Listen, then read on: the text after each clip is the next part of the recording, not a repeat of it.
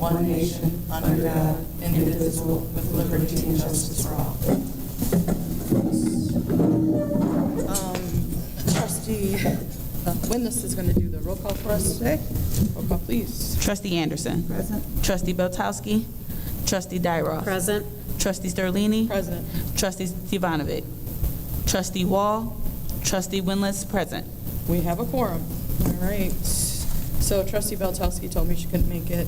Trustee Wall might make it. And Trustee Stevanovic, she will be a little late, but she will be here. She had a kind of a issue come up. All right, so first up, board, so we're going to do a board study session. So the intent is to look at some board policies, make some changes before the school year starts, hoping to get some stronger policies in place for the upcoming school year. So the first one, if we want to look at, and we can check, this to me is going to be an open forum. I'm all for, unless you guys want it to be more formal, but I think it's just to have conversations, and, if you guys are good with that. If we want to change it up a little bit, we have them in order here, like the 5,500 student conduct, if we want to look at that, go from there, and kind of, I don't know if we want to tag team with the handbook, and do the policy, how we want to do that. I know we're not going to get through everything today, I'm sure. We're going to need to have another study session, but you guys just want to start from there and then see how it goes? Good? Good? Okay. All right. So I'll just give you a quick update. So what you have in front of you is, of course, the agenda, and then I made a copy of the packet of these policies. If you're on the policy committee, you have these already, but I thought we'd make updated packets. The other reason why I thought that would be good is the very last policy on wireless communications. We have the new version in here in your packet that you had. It was the old version.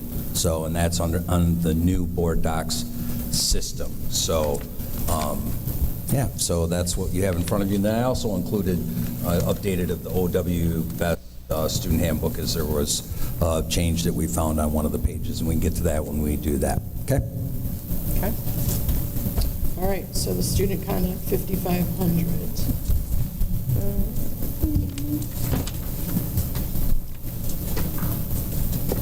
So if I just jump in, it's interesting that in this student conduct policy, they spend more time on academic honesty and dishonesty and the use of AI. If you guys noticed when you were going through this, that really focuses this policy more on that part of it.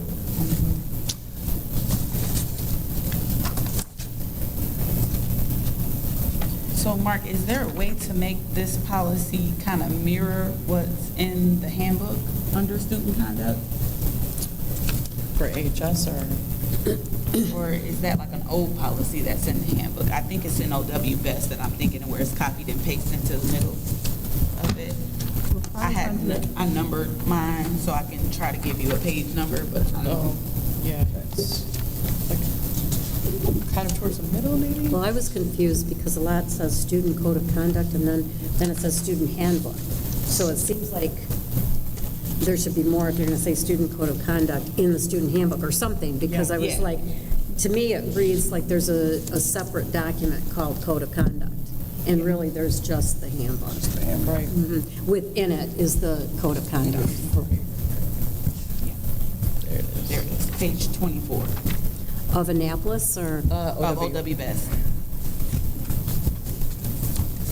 Because this one talks about like the due process rights of the student, short-term suspensions, expulsions, and then I feel like none of that is in the actual student, and then it references the student code of conduct policy, but the policy doesn't have anything about due process, or am I missing it? So are you guys looking to have in the policy the due process and the discipline procedures and all those things? Because I'm a little confused on what your goal is. Policies are policies, and they set the parameters for how we want to run the district. Then administrative guidelines come in handbooks and code of conducts and all of those things that say, okay, this is what the board wants, and here's how we're going to make that happen. So is it really the policies? You know, because when you say that about the student code of conduct, you're going to then be bringing in a whole document into this that talks about due process and first time you do it and second time you do it. And I don't really think that that's the policy, because it could change and it could go to, and it could be different for students. You know what I mean? Yeah. So I think when I think policies, I think overall policies, and then the handbooks are a separate thing that I think is where you want to strengthen your thoughts. And that's what I thought you might want to consider, but But our policies derived from the handbook? no, our policies The do. handbook should derive from the policy. Yes. Okay, the handbook. And that's what I was. The handbook governs And that's the what I was policies. getting at, is Okay. if they're gonna put student code of conduct here in here, then it should mirror the policy and vice versa, because one is referencing the other. So that was my point, yeah. But to Mark's point, the student conduct doesn't mirror. It's a lot of the AI and honesty and those, academic honesty. And, I mean, it is conduct, but then, so it is kind of, you know what I mean? But if I wasn't. It's a lot of not if I was convoluted- a parent, I am a parent. As a parent, if I'm looking for how my students should behave Mm-hmm. in school, I'm going to go to the board policy. I'm not going to go to the handbook. And if you go to either one, they don't really break down behavior, Mm-hmm. which I think is a problem that we're running into when we're seeing multiple disciplines and stuff over the same things, because it's not really spelled out in either place. Right. And well, when I looked at the conduct, it does talk about, when I looked at the handbook for Annapolis, for example, I did see. Yeah, I like Annapolis's. I did see there's due process, there's Yep. step one, what happens, and et cetera, et cetera. That I do think that should be in the student code of conduct, and I think you're the exceptional parent, to be perfectly honest with you. I'm Okay. not sure the average bear knows that they can look beyond this unless they really start looking. A lot of parents are just looking at the handbook, okay, this is what my kid needs to do. I got to go to work now. You know what I mean? Yeah. And this is what I'm going to make sure my kid follows. So, but policy, put I do what- think it should mirror. Yeah. But, not to the extent of where we're putting in, okay, step one, Yeah. you no mess up step here, one. you're getting this. But can I we don't. at least say reference pages of the handbook for descriptions of the code of conduct? And which one is that going to be? Is it going to be I think it the should be middle? all of them, so that if you're looking at this, you know where to go get the code of conduct for your student. I'm not opposed to that. Yeah, so you can say OW Best, go through pages 22 through, what is it? My OW Best pages aren't numbered, Yeah, but I'm at 32. student code of Yeah, I conduct. numbered them myself. She Yeah, was gotcha, smart. okay, but I'm at student code of conduct. But if we can do that. So that Leslie, you're on the page, 24. the student conduct, Yeah. right? Yes, Yep. 24. So, And there's 52 items under student code of conduct. I know. Yeah. That's why I feel like it should be referenced, so that people know where to look for the actual code of conduct that lists out all of the things. I see. Because it covers everything. I don't think there's no more topics you can add, but it does. But I think the policy should point you to the student code of conduct, because it's named code of conduct. So in 5500, so respect for law for those persons in authority shall be expected of all students, respect for law and for those persons in authority should be followed. Where are you at? I'm in On the the- policy, You're reading the policy, but what part of it? the very first. Oh, okay, under Yeah. student code of conduct, right here. Yeah. So Leslie, are you saying that we should add language At the end, I think. at the At the end? end of it, I think there should be No, other section, I yeah, guess, you're in the wrong that policy. says, please see Well, student handbooks. so where it's for the code of referenced, conduct. like on page, for example, on page 2 of that, at the end, it says, see policy 7540.09, artificial intelligence. See where it says, well, Yeah, just like that, just like how this refers you to the artificial policy. I want this to refer us to the student handbook, Oh, this actual student code of conduct part. to refer us to the handbooks for the full code of conduct. Okay. So Yeah, there because is- that's where I was confused. Where, Yeah. you know, where is the student code of conduct and what? So, So okay. there's a generic statement, it's not very specific. If you look at the very last line of policy 5500, a summary of this policy shall be included in the student handbook and the employee handbook, but that's pretty generic. Yeah. Right.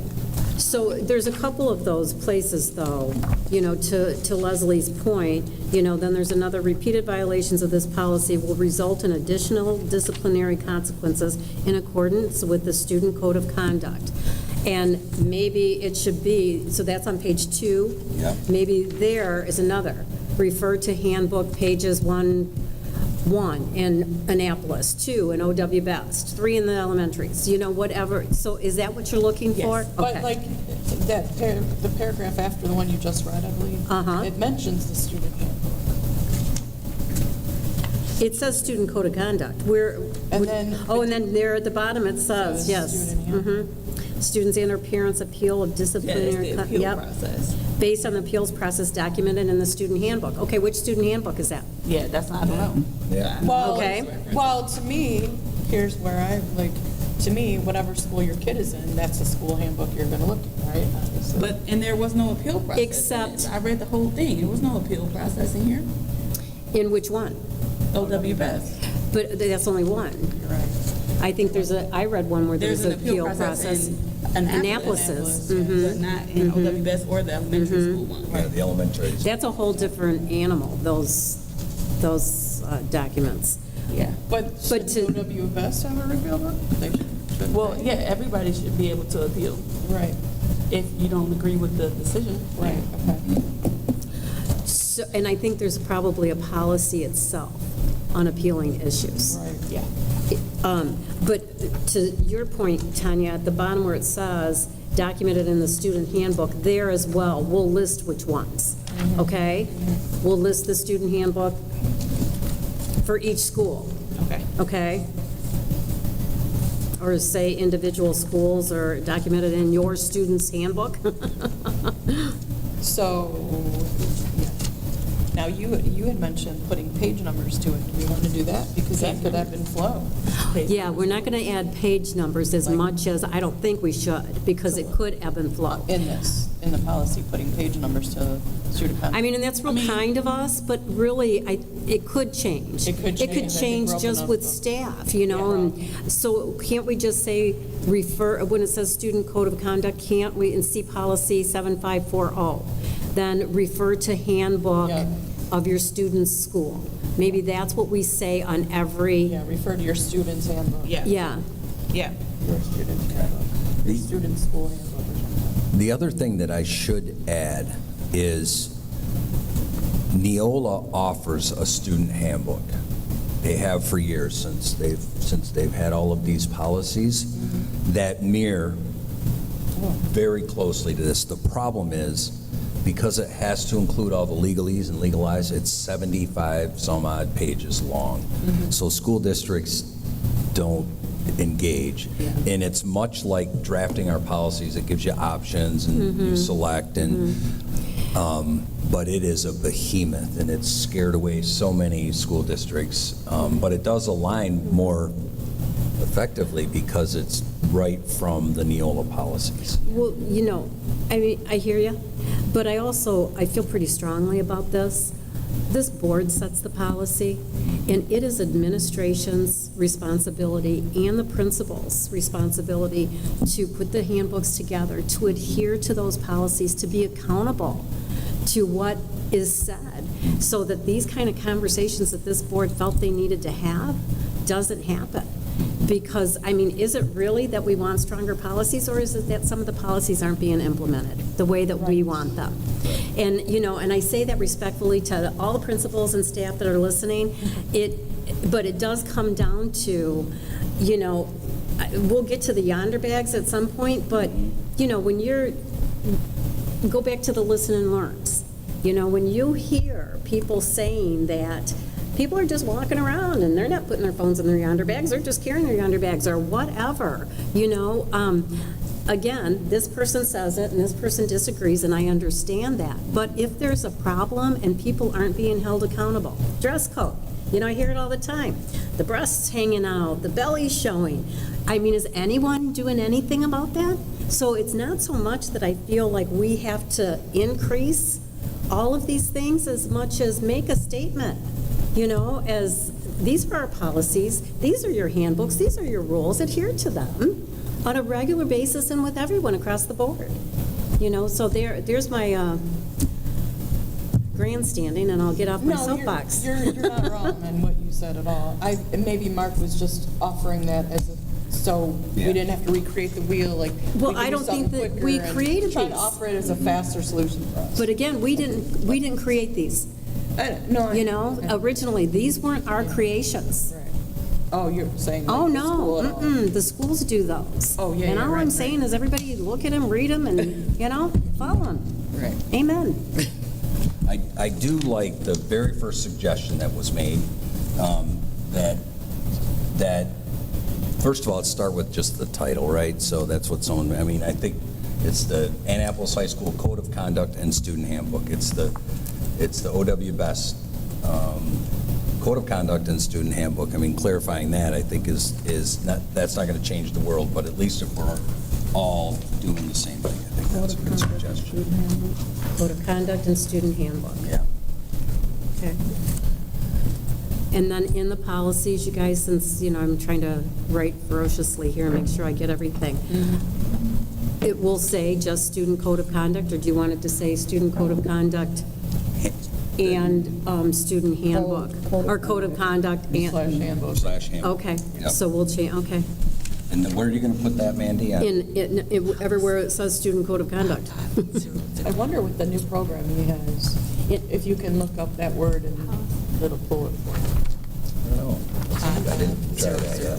So First one. we're changing it to Student Code of Conduct and Student Handbook, or just Code of Conduct? Slash Code of Conduct slash handbook, slash Student Handbook. student handbook. Okay. Not Student Code of Conduct slash handbook. I almost think it should be I think student student code ought of to be conduct first. slash I do handbook. too. Student should be first. Well, I feel like the title of this should change, actually, to, Well, or we don't change titles.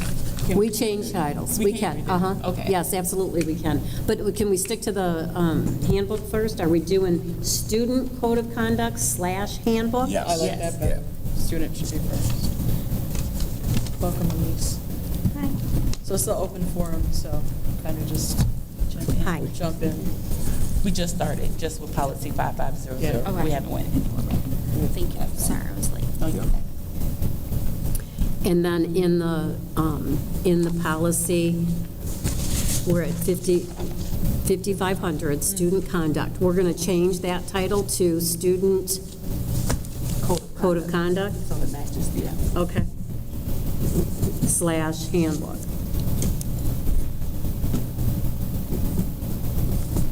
And then everywhere where it's referenced Student Code of Conduct or Student Handbook, we'll change that as well.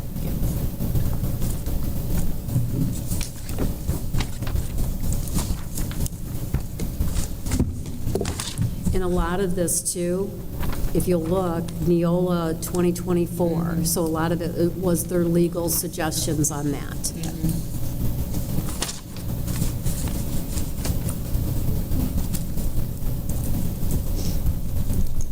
Oh, okay. So this one we should have done.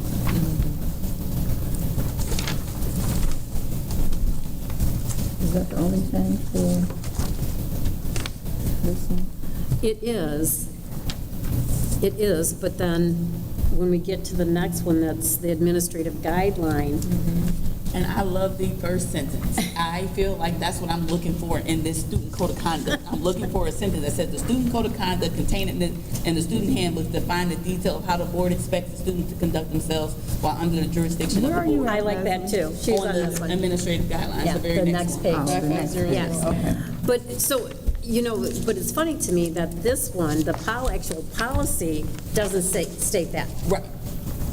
And then this one even talks about the classroom behavior, which is what I'm looking for, but the parents would never see this, or the students would never see this, so Right. it's only administrative guidelines. So maybe we ought to just take that sentence and put it in this too. Yeah, We can do I that. like that to start it off. So, okay, so 5,500, we're going to start, we're going to add this first sentence where it says a student code of conduct / handbook. Yep. And we're going to add that to the actual policy.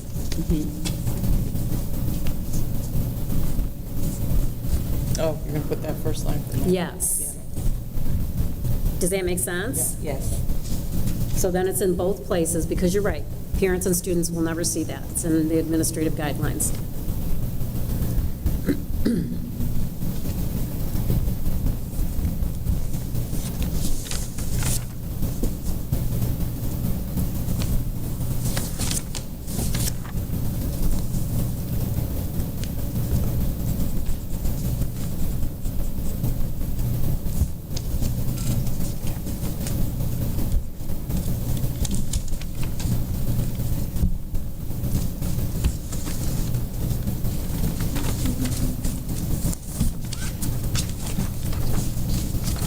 Yeah, so that, again, I think it's good that we included the AGs so you guys could see them. So, and some policies have AGs and some do not, and some policies have 2 or 3 AGs, so just a FYI.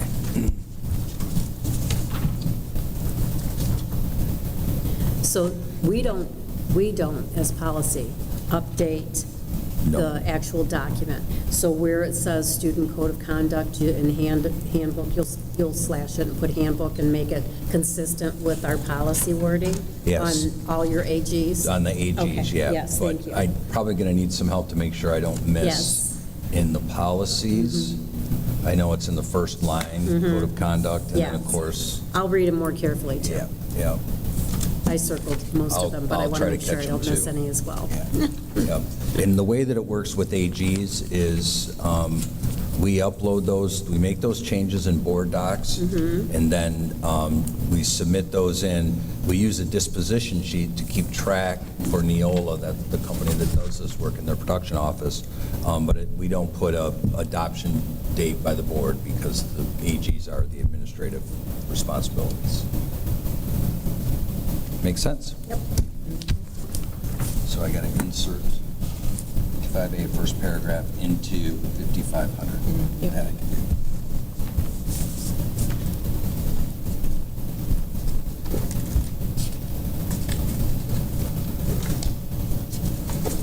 Are we on 5600A?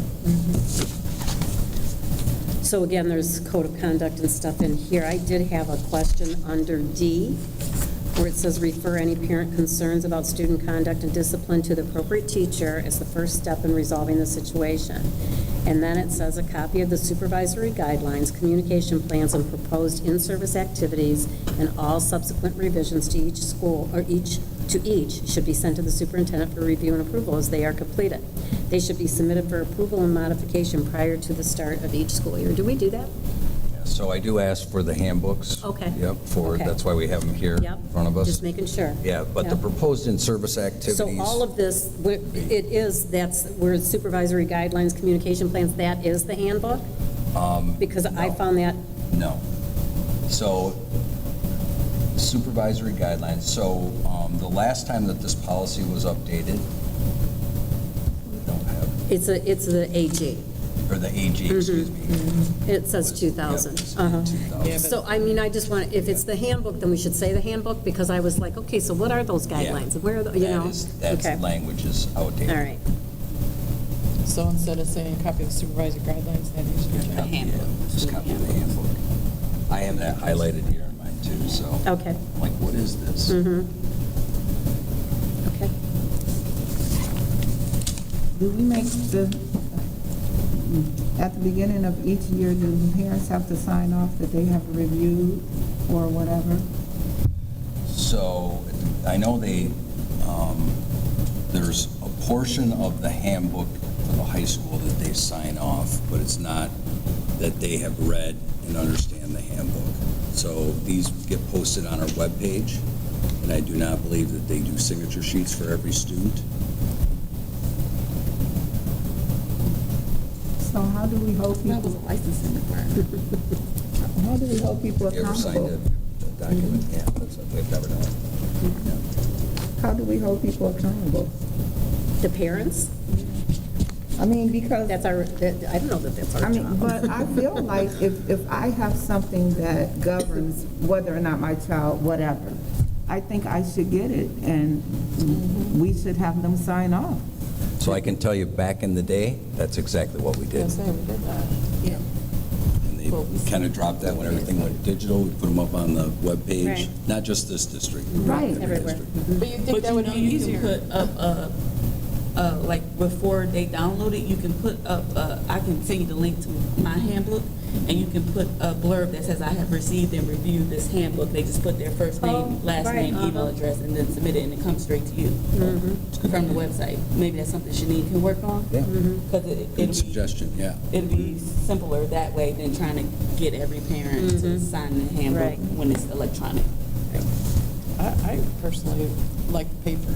I think they all should get papers. I'm with you, I'm old-fashioned, I am give me too. paper, but however we do it, because, I don't know, we can hold them accountable, or did you refer to the handbook? I mean, but even as much, the parents should be signing off, but kids should be seeing at least a portion of it and signing off as well. Like, do you understand this? Did you read this? They do This is- like new student orientation at the beginning of the school year, and the student code of conduct is reviewed, and a lot of the handbook is reviewed in a PowerPoint presentation.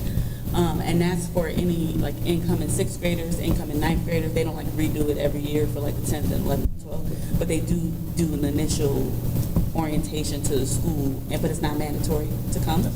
So One of the things that I instituted was for their class meetings, so it's not specifically just about the handbook. Okay. But in their class meetings, all of the building principals in all of the buildings, and of course, it was a little bit different at the elementary, right, than more so the high school and the middle school. And last year I popped in and I caught most of those presentations. It's not just about this stuff in the handbook. It's more about the school year and what's going on, but they do make reference to the student handbook. If there are issues that are a problem or that popped up that need to be addressed at the start of the school year, then I have them pull out of their handbook that section and talk to the students about it. But it's not a handbook meeting, right, per se. Yeah. It's So just do a we welcome. give them a handbook? No, these are electronic. it's available on the Okay, website. well, do they have access? Yes, Yes. yep, yep, So, should we say I have read and understood, I mean? yeah. No, we don't do that. School districts haven't. Not a bad idea. That doesn't mean that we can't reinstate. I did it all the time when I was a building principal. And the reason why that, back in the day, it actually came from, like, if you have a discipline issue that you're dealing with, you want to at least have documentation that, that a handbook was, the parents know there's a handbook and they know that it's there. Right, that kind of thing, exactly. yeah. Because we'd get some written back on the bottom, I see it, but I don't agree with it, right? And they said that, yeah. So we're like, No, they read it. yeah. We get all kinds of comments on them back in the day, but that was 10 years ago. That was before all the digital stuff.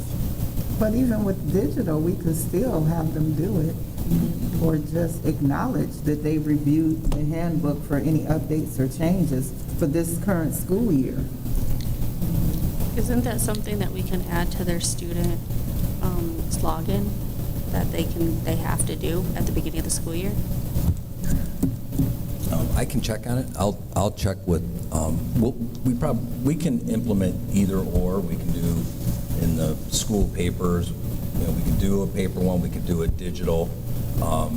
We used to go back in the day as far as close school on kids that didn't return them, especially more at the middle school, high school, not so much the elementary, but after 2 weeks, after phone calls home, if parents didn't sign it and get it in, we would have to close school. That was very rare that that happened, but that was the attempt to try to get all of those signature sheets in. Again, I'm just referencing back to pre-technology Mark time when I was a building principal, so. I'm all about being stronger with things. That's just me. But I made a note, we'll look at a signature or some way that Or acknowledgement. even for the homeroom, because that's where we used to do most of our major work, whoever our homeroom teacher was, and they will be responsible for having that document signed. Okay, we will look at that.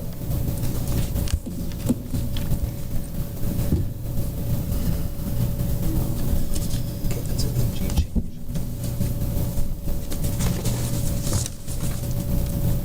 But I guess, well, Yeah, I can talk about that later, but I guess my thing is, we can have this, but if we are not consistent with how we follow the Right. rules, nothing is going to change. Pretty much what I And- said.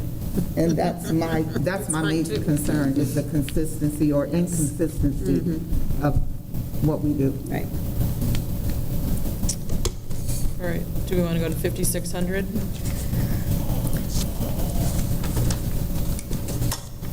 Student discipline, this is an administrative guideline.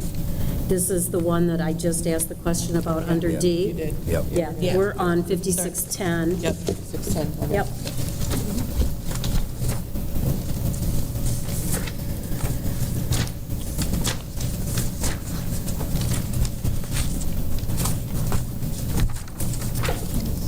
So again, in this one, I saw some code of conducts, and I'll make sure that those get changed as with Mark's assistance.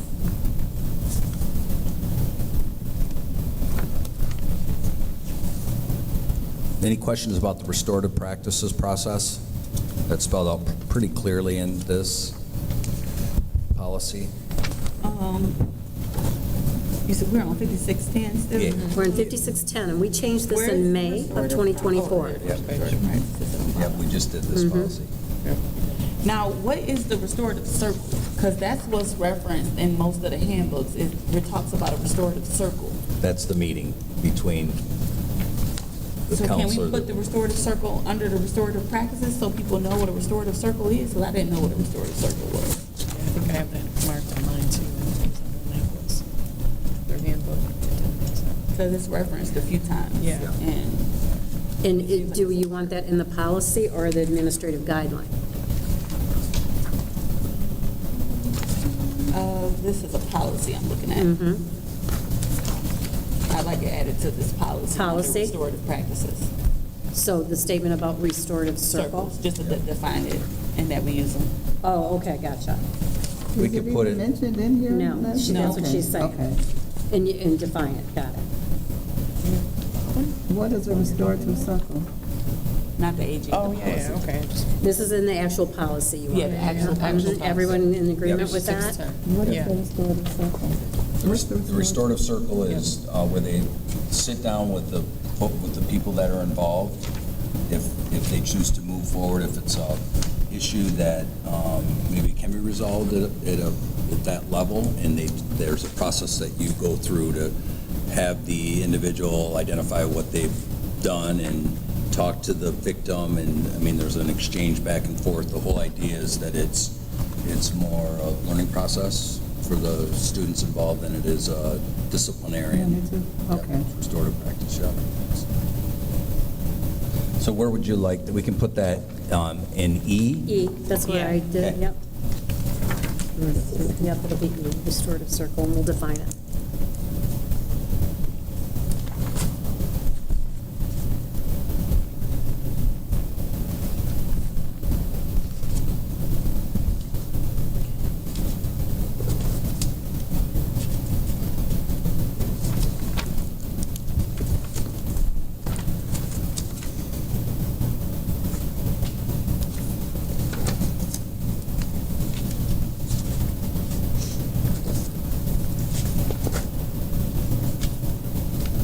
Any other questions about that policy?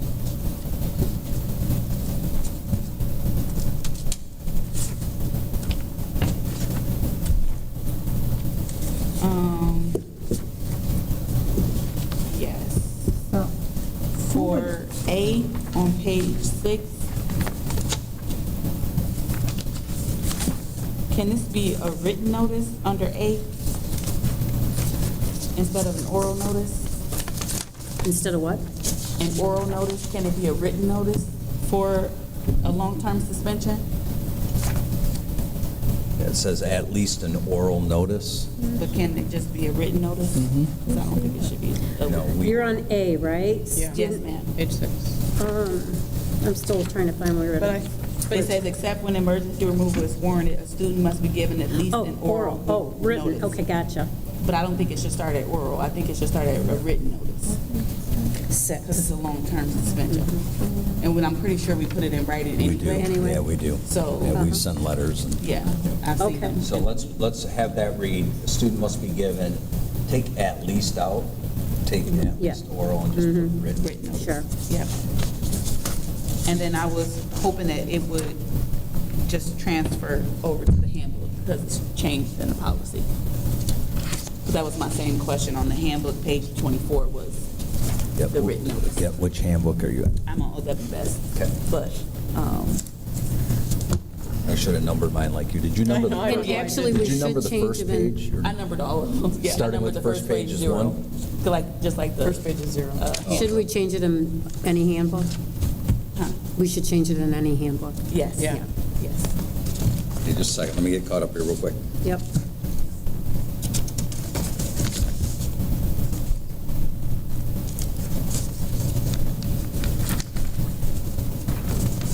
And I would recommend anybody take this time to number your OWBest Right now. copy right now, because when we get to it, it's gonna be hard to follow without numbers.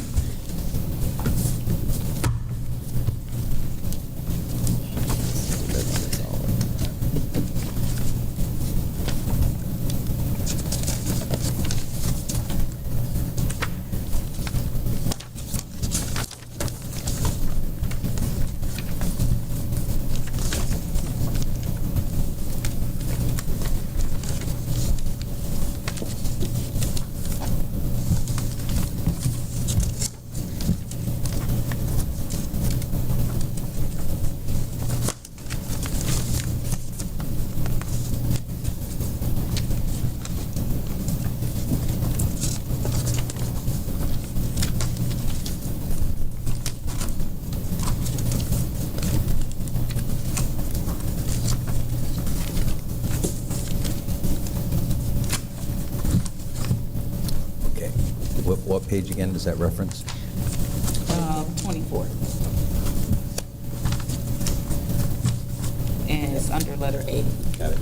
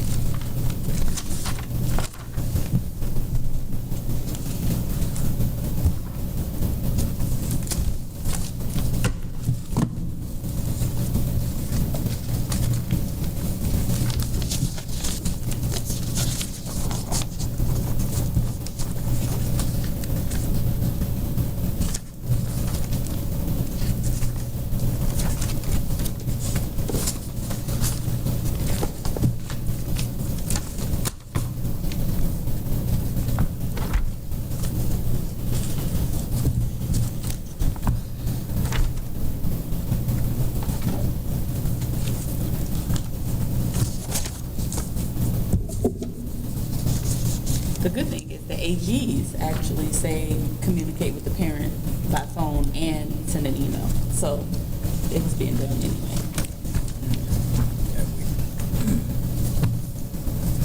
I think what, I think we're good with that. I think what they're talking, because it says students subject to short-term/long-term suspension. So, So let's, thinking about the short-term one, probably. maybe, but just keep it written. Just keep Yeah. it simple.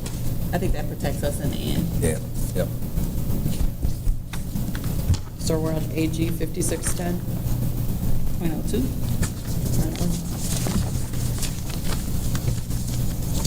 You guys good with AG 5610? AG 56.02?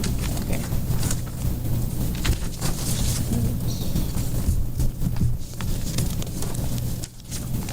Oh, I did have something on 561002. Saturday school. Do we have Saturday school? No, we do not. Okay. That doesn't mean that we might not be reinstituted at some time. And Okay. the district probably had one. Yeah, Yeah. at some point. Mhm. Yeah. Okay, so I'll leave that I to would you leave to it just- decide what you're going to do, because Yep. that's an AG. And then on Can the I next. just give you a little, if we ever do and reinstate it, don't sign up to supervise it. I ran a Saturday school back in Alma Schools.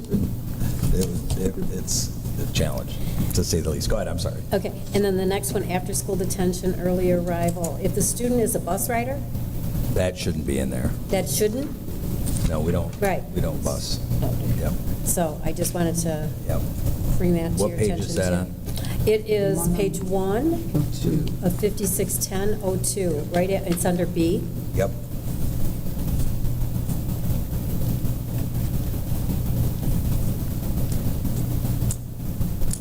So what if somebody rides the bus? We don't provide transportation. No, if they ride a bus Oh, to school, oh. that's what I'm saying. Oh. If they have alternative forms of transportation. We'll read the sentence. The parent, if the student is a bus driver, or bus Right. rider, and the principal cannot verify that the parents agree to be responsible for the student's transportation, after-school detention should not be used. So to her point, we should leave it. Keep it. Yes. yeah. Good point. Great catch, Wendy. I was reading it as we. Same, bus it. same. Yeah. I was too. Yeah. Yeah.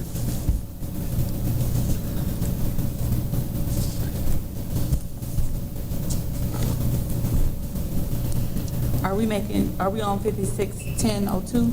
Yes. Okay. Page 2. Can we spell out IEP Yes. where it's first mentioned? And then in the handbooks, they list the in-school suspension as ISS. Should that be, the acronym be in there? Or since We it's should- listed as ISS in the book, just by itself as ISS? It should be spell spelled it out out the first time.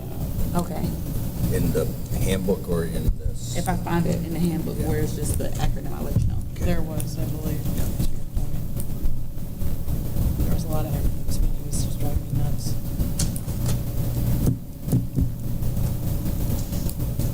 That was all I had on that.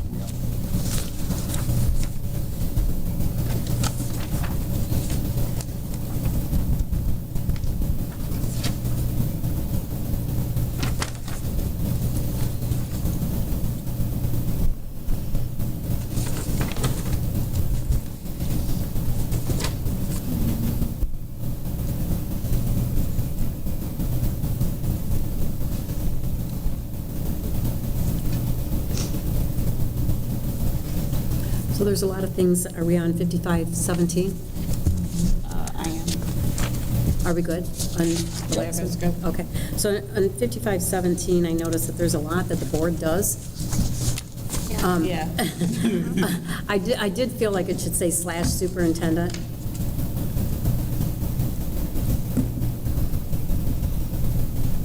The board / superintendent will vigorously enforce, will investigate, will take immediate steps. You know, that's, I'm thinking that's the superintendent. I mean, I want to be supportive, but I don't feel like that's on my bailiwick there.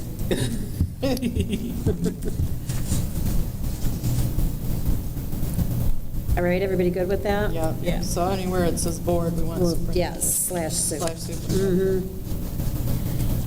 And this is an anti-harassment policy, and we did update it in 2021.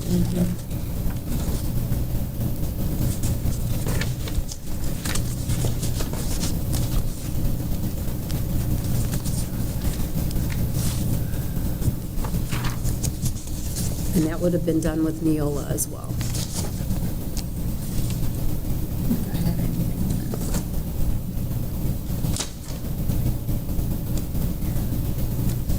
But I just have a question, because anti-harassment, I feel like we don't, okay. It keeps going, Right, I there's all see kinds of, teasing, threats, intimidation. yep.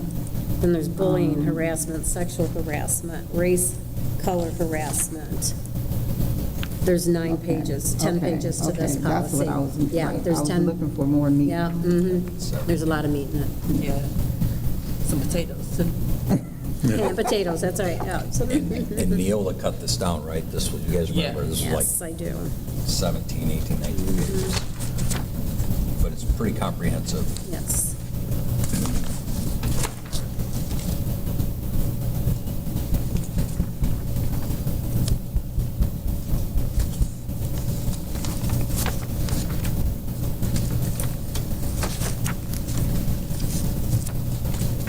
Are you two still the compliance officers for this? Yes. Thank you.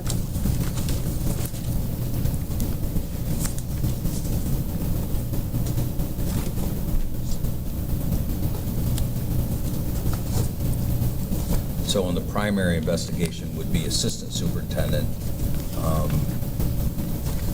They list both of us because the appeal process, it would be appeal to To you? superintendent. Yes, I see that. Yep. So the initial is the assistant super.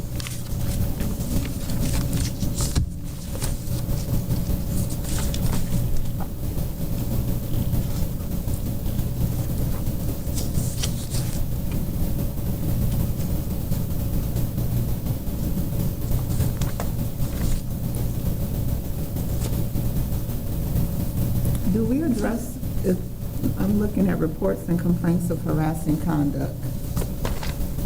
And it says that the board shall address it. Do we have instances of that? What page are you on? Oh, 5 out of 10. Reports and complaints of harassing conduct. Only if the complaint is against the superintendent. That's our only employee. And to a teacher, I think that's what administrative Mandy was supervisor, saying. or other district official. So that's not what the first. Yeah, that's what Mandy was saying, put a / superintendent by that because we don't do that. Or maybe even take board out and just put superintendent, I don't know.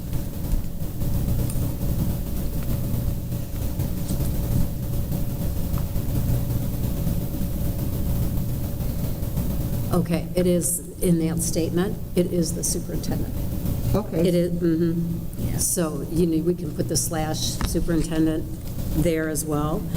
But to your point and in the question that I had relating to that is when you go in under the formal complaint procedure and you read all the steps, and then at the very end, it says the decision of the superintendent shall be final. And then it says in the next paragraph, they can appeal. Oh, okay. Yep. So we do, they can come to us? Yeah. Okay. And the reason Yes. why, I question that as well. And the Okay. reason why that is because, in theory, anything can be appealed to the board. Even if Right. we have a language in here Is it- that's. Right. Yep. I just, still, you like a policy to say you have every right to come to the Yep. board. Yep. All right, good. Sorry I didn't flip over. And I read this stuff too. So the other question that, of course, I make notes as we go through, because this is good for me as well, but it does talk about the training. And so all of our employees that have to do vector training, the online training, and this is one of the areas that it touches. It touches on harassment, and I think that course, they have to do 5 hours, 6 hours, 5 courses, and one of them is, that addresses these issues, harassment and all of that stuff, so we do that. If someone asks, that's part of the, and we had to set up those vector trainings and that online PD when 2 years ago, when we changed the schedule, and did away with the half-day PDs and went to full-day PDs. Not for the start of the school year, but throughout the school year.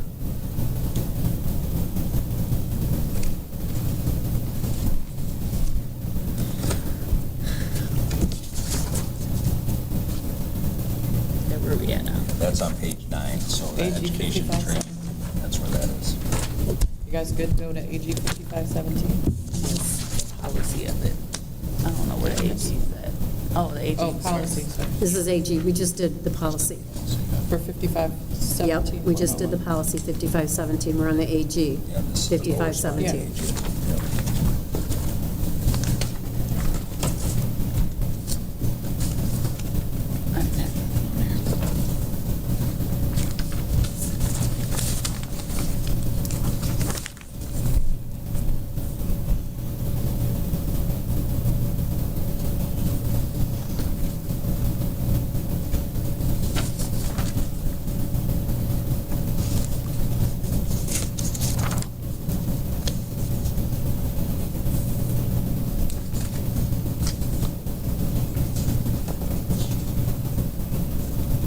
Any questions on that one? No. Pretty straightforward. This really gets into the details about it, though. Right. To the point where-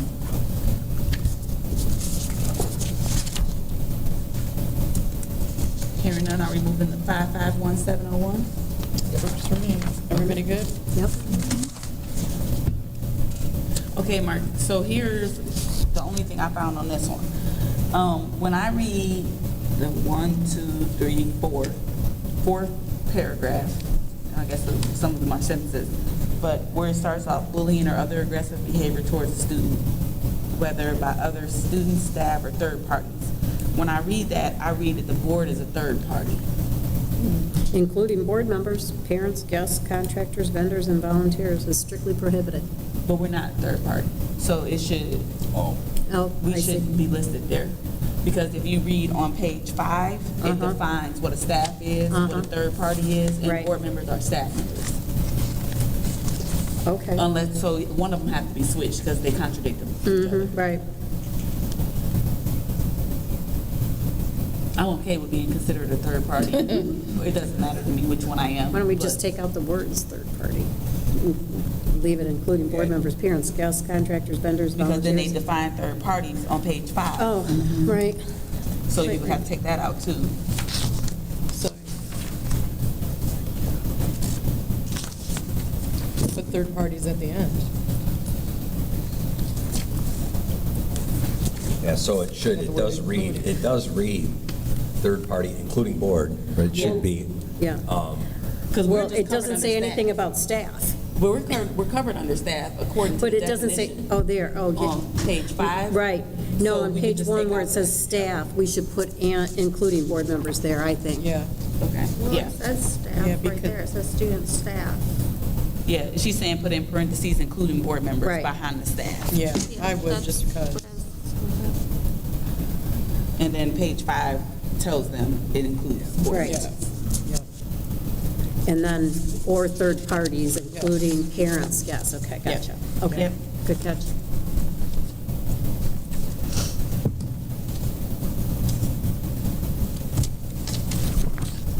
Yeah, because for most of the policy, I thought I was a third party, and then I got to that part, and I was like, wait, am I staff?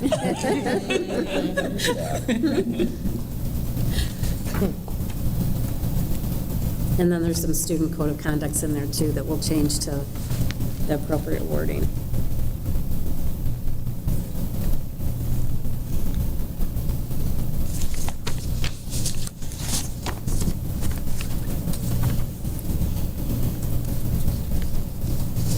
I guess I haven't seen any of this materialize, and when we get complaints about people feeling that they are being harassed, I don't see training or restorative practices suggested.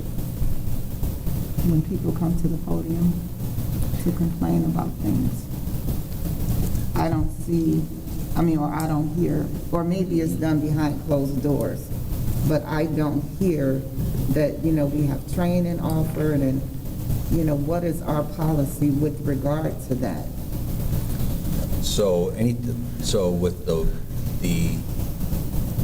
so every incident that's brought to our attention, we have to go through a process. And typically, it's in the buildings, it's an investigation by the administrators. If it's staff to staff, then it comes to central office and our compliance officers, there's an investigation, and then there's a result. And if they are not comfortable with the result, then they can appeal that to you guys. So typically, most of those get resolved, and we don't Okay. get a lot of them, right? Okay. Yep. We do not get a lot of, So we only hear about it if it's not resolved? Yeah. Okay, all right. But do we keep track? but we have to keep all, Okay. yeah, we have to Okay. keep files on all of the ones that get to that level. Okay. Yep. Are you guys good with that? Yeah. Okay, tardiness, 5230.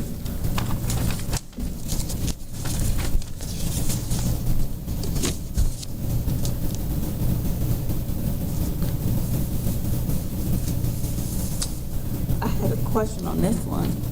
This is late arrival and this early dismissal, right? Right. Okay. The sentence of if one parent has been awarded custody of a student by courts, that just felt like came out of nowhere. Yeah, I Like, know. I didn't feel like it belonged in this policy. More like it should be in the enrollment policy, that when they're enrolling, they should submit their court documents. And if somebody's not allowed, then it should be in writing and the limits and the rights. But it just didn't feel like it belonged in the late arrival, early dismissal policy. I just didn't think that's where I would find that language. But I guess because they can be released to either parent, and maybe that's why it's there. Maybe. Because if it's my week to have my child, and I want to pick them up from school, But if the last sentence says no students will be released to anyone who is not authorized by, By custody, so such, Such as custody of the parent. is not authorized such custody by the parent. So if Wendy's my daughter, just saying, and she hasn't released her child to grandma, then I can't, I've got to have some proof. She's got to do something, right? Yeah, I think that's why that's in there, just to make it crystal clear. Okay. that there has to Yeah. be court docs in Yeah, place. we deal with this, I'll just say, every school has dealt with, throughout my whole career. And my stance on all of those issues that resolve is we're going to follow what the court papers say, because a lot of times they ask us to not follow what the court papers say. So I think it's probably pretty good to have it in there just to make it crystal Yes, clear. Yeah. absolutely. Yeah. Is it listed anywhere else, though? Do you know if it's listed in the enrollment policy? I don't think so, No? Okay. but that doesn't mean that we can't. I think it should be listed there. Because that's normally something that's resolved at enrollment, like you'll know who has not custody. necessarily because it's in the divorce, it's in the divorce decree or something like that. So if people have an issue, they'll refer to that, but it's, yeah. But if one parent's enrolling the kid, isn't more questions asked of? I don't know, every time I've enrolled, they ask me for the custody paperwork. Right, To that's prove to prove who the has person that can custody. enroll. Yeah, so So, you would find out then. yeah. I'll check, because if it isn't, there really should be something to Yeah. address that. But I like it there because Yeah, we, that's no, that fine. We makes can keep it sense. there. and we have to deal with this a lot. That's all. That way it's in their face. and they Can I know. ask a question? Does anyone remember why we wanted to see this policy? Why The we thought that, tardiness? why I we don't- thought that it because- needed to be pulled from the policy committee and why it needed to be looked at by the full board? I think it was because of Wanna weigh in on that? truancy. Truancy. Which this doesn't really address. Right. Because now, the way they track late, that we track late and early dismissal affects their perfect attendance as well. So what, because I thought. Because that- it counts as like, say you leave at lunch, you're absent the end of the day, so that doesn't count against your full day. So is there a policy? So that's a on truancy. But if it's not excused, that's an I'm saying- I was absence. asking if there's a policy on truancy. But I think that's Not the on this I one. wanted to see. Yeah, not this Right. one. No, That's missing. no, it's not on Is It's here. the truancy. I know there's a truancy, No. isn't there supposed to be a The only truancy truancy we got was in the officer? handbook. Yeah, You do. yeah. It only listed in the handbook. Do you think there's a policy? I think there's a policy. I think there's a policy Yeah. too on truancy. I kind of was wondering why this was in here and not the truancy too. Yeah. But I I think think we'll- that had to do with it because that is, if you leave early, then you are not excused if you don't have like a note, according to the handbook. That's what it says. So that's what I put hand in hand. Wait a minute, if you leave early, you're not excused? Depending, it's the way that it's handled now. If you leave early, you're absent the end of the day. So it affects your perfect attendance, which is If you have to go to the absent. dentist, if you have to pull your child out to go to the dentist. Yeah, that's an And your absence. child's really strive for perfect attendance, you That- messed it up, Yep, Mom. that's new. Okay, so that's late arrival and early dismissal here. Yep. But I'm glad that this is in here because this is an issue. Right. We have- What she's saying? No, Yeah. Well, no, that's the way that, I mean, in the elementaries, they take attendance in the morning, attendance in the afternoon. So if you're right, if you get pulled, it's like you're absent in the afternoon, right? More so, the issue is students coming in late. And especially that's a the truancy secondary- policy. Secondary levels. And so we need to pull that and see where, But that's what the yeah, potatoes. for the next go-around, or She's for the gonna policy see if she committee, can find too. it. Susan's gonna see if she can pull it up while she's. Okay, Yeah, all right, And if she can, maybe we can have her print it yeah. while we're doing all that now. because it was more on truancy. Yes. Yeah, but The I just concern. kind of put this hand in hand with what was in the handbook, so Okay. that's Yeah. what I kind Mhm. of got out of that. Personal communication devices. And maybe if we don't have a truancy policy, we should be looking at the handbook and developing one, I believe. Yes. Yes. okay? Because there's a lot of 100%. language on truancy in the Uh-huh, book. that's what Yeah, she so- was saying, right? Yeah. I have tons of notes on that because Me too. that's the only thing I had to go off of. Okay. All right, good, Mark? Yep. All right, personal communication devices. I like how this is. 5136, policy 5136. I had Oh, I've something, got the new version. just in general, we never updated anything about the yonder pouches in here, like right off the bat. It says that they cannot be used during school hours, but they never said they had to be locked up. Yeah, that's true. That was one thing that stood out to me, that there was no mention of yonder pouches or where they In had the to. policy itself? Yeah, But I thought. because it is in the, We just looked at this one too, though. it is on the AG, but it's not on the. Yeah, we Actual updated policy. it last year. Yeah. So June of you're saying 20. we need to say in the policy itself? Yeah. That we have it- yonder bags Yeah, and? it just says that you can not use it, but it doesn't say why you can't have it on you or anything else. Okay, I agree with Well- that one.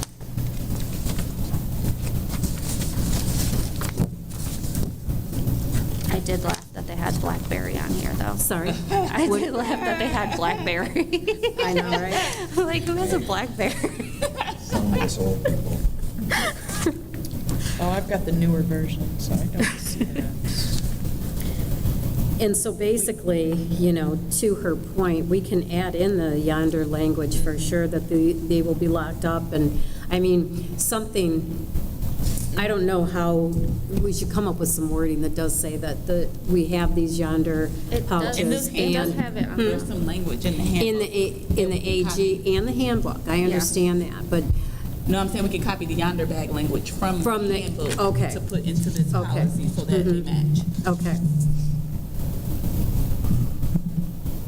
And I guess, you know, like everything else, are these being enforced? You know, we spent a lot of money on these bags, are all these, when you look at what we put here under personal communication devices, are all those things, you know, from the headphones, the earbuds, the burner cells, the watches, smart glasses, are all those that are web-enabled devices, is anyone, are they being monitored? Is it being So, enforced? They should be monitored, they should be enforced. There are students, though, for medical or some Yes, no, other I issues understand that, yeah, I Yeah. do. I'm talking about the rest of the world. Yeah, they're supposed to be Mm-hmm. doing that every day. Okay. Supposed to be, or Yeah. are they? Well, I've been there in the morning. And Okay. I've seen them hold up their yonder bags coming in. There are some kids that, But do you see their watch on at the same time they're holding it up? No. Just wondering. I'm just curious. yeah, Yeah. no, I don't. Okay. I don't think we're checking watches, but certainly if they become an issue, they would be dealt with. So you don't take the watches, you Well- don't have them, even though we have this in here? You know what I'm saying? I know that you needed to breathe into a paper bag when we talked about taking yours, so I understand the dilemma. I'm just saying, if we're not going to enforce it, then I don't think we ought to have it in the policy. Yeah. Because who are we kidding? It needs to be obviously enforced. Yeah. But the It what? problem I've heard is a lot of kids are bringing 2 or 3 phones. Uh-huh. So they show the yonder bags, here, it's in my pocket, it's in my Uh-huh. pouch. While And they've then they got like the burner 7 on phones them. elsewhere. Yeah. Mhm, I've heard that too. Yeah, that's a big problem. But, I mean, what about the watches and the smart glasses and those kinds of things, you know, that are web-enabled devices? So I know that it's in the policy, I know the principals are aware of it. I can't tell you how many kids put their watches into yonder pouches, right? Well, okay, but that's really not my question. My question is, you're walking through the building, you see it, do you say anything? Well, I don't look at watches, so. But if you did, Yeah, I would, I know yeah. I'm not saying that, I'm just saying, you know, you're in my class, what you got there on your wrist, you know? It's that kind of thing, is that happening? And if it's not, and no one feels strongly about that, and it's mainly the cell phones that we're concerned about, then let's change that. Yeah. You know, I'm not going to beat a dead horse here, but I also don't want to have a policy that we're not going to adhere to and hold people accountable to, you know, because they think it's silly, you know?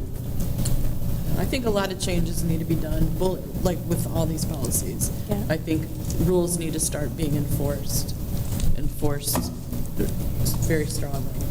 And if people aren't going to enforce it, then people need to be dinged for not enforcing it too. Well, we can give it another year, I guess, and see, you know, but I know you guys hear the same things I do, so.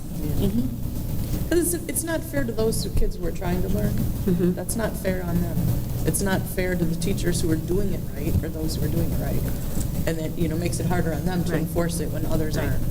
I mean, I gotta be honest with you, my girls would be like, okay, there goes my crazy-ass mom, taking my watch, taking my phone, Well, doing I this, mean, doing that. we And didn't then have they'd it be back like, in but the my day." girlfriend has her watch on, and nobody ever says anything to her, so why can't I wear it, you know? Absolutely. So, Absolutely. Yeah, we spent a lot of money. We This did. district spent a lot of money. we did. So it needs to be done, and that goes for teachers too. Because I do see teachers on Facebook during the day, and it's like, okay, you're not supposed to be doing that either, so that's a whole other thing. All right, we're good here? Yep. Okay. So I put a note, just check, I haven't inquired about the watches.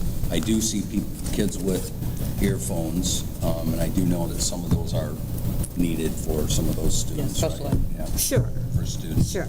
I have been standing right here in front. It isn't as much of an issue here, because a lot of the students. Really, because this is where I heard it was. Yeah. Yeah. It's But, funny. I mean, a lot of students, when they come in, I mean, I was there and they're asking, do you have a phone? Oh. Nope. Do you have a phone today? No. Gotcha. Mom said, just don't bring it, as opposed to forget about the yonder pouches. So the other thing that there are in the buildings, particularly here, they have a lockbox for those students who forget their yonder pouch but have their phone. So they just collect it, put it in the lockbox, lock it up. Did they have Kid that at the gets high it school too? at the end of the day. In the high school, I do know that in the front counter, there is a basket for, there was one or two particular individuals, same thing, that didn't feel comfortable with the yonder pouches, thought they probably would lose them. They come in every morning and put them in the. Gotcha.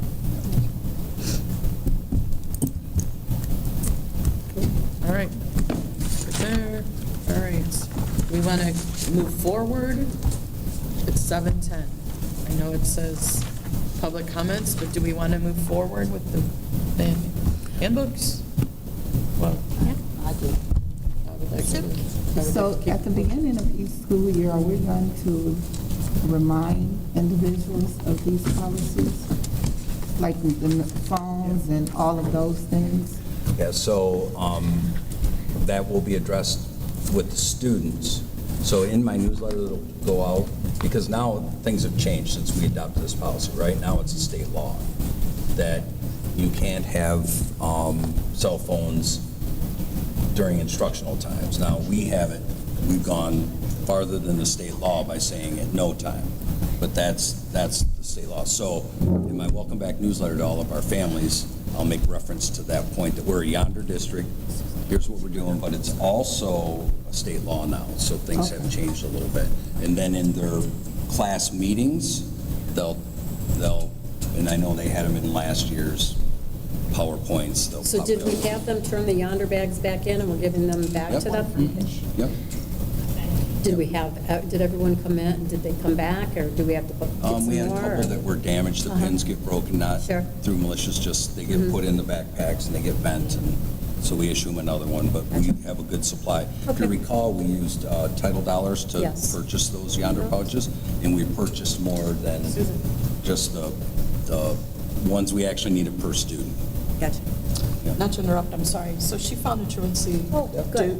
She's going to print it or? What's the number? print it and, It is administrative guidelines 5200. Oh, it's a, It's an AG. so it's an administrative guideline, not a policy. yeah, she put it up there. Tell me again, what's the AG? 5200. Okay. And she can print it for us if you guys like, and grab it. Yeah. You guys good with that? Yes. Thank you. Thank you, Susan. Which handbook are we diving into? You guys want to do first? elementary? Maybe that'd be the fastest. Do the elementary one. I like this one the best. Is that the way you want to start there? Maybe, I don't know. It's very easy, flow very well. I thought this was great. You should have, did you give everyone a copy of these two? I brought mine. No, we did it the last meeting, Yeah, at the last meeting. but we do have extras. For the elementary. I don't have, I have Annapolis and OW. You can share mine. Okay. We'll share. Oh, I have one. Yeah. Thank I you. got mine. I got all mine. Thank you.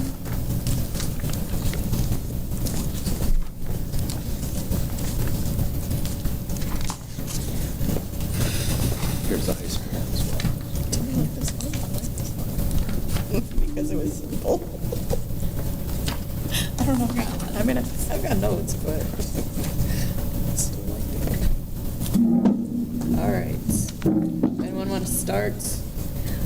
Go for With it. this one, I just, or I guess with all of them, I'd love to see a directory in the beginning. in the beginning. of the handbook that tells me how I can contact the people in power. Right.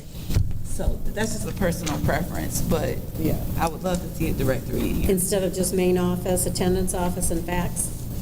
Yes. Well, at least this one did, because I don't think the others did, did they? I don't No. think the others doing that. The element, Oh, that's the elementary. But do you think it What should more say, do you here's the want? principal number, or principal's name?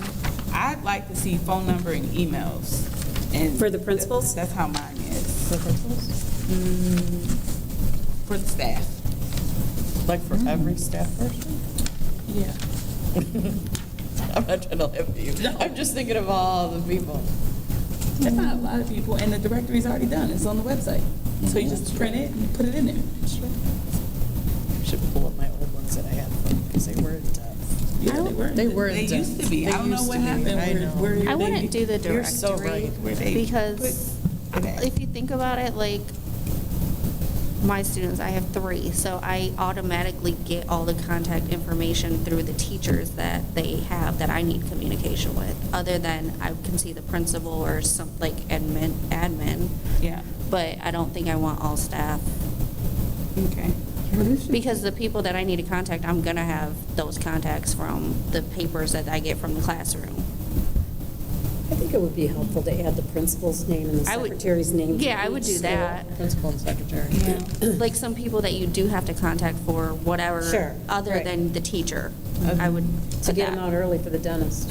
Yeah. Just saying. Hey, So adding principal and secretary? yeah. Yeah. Because those are the main people that are gonna get you to who you need to contact anyway.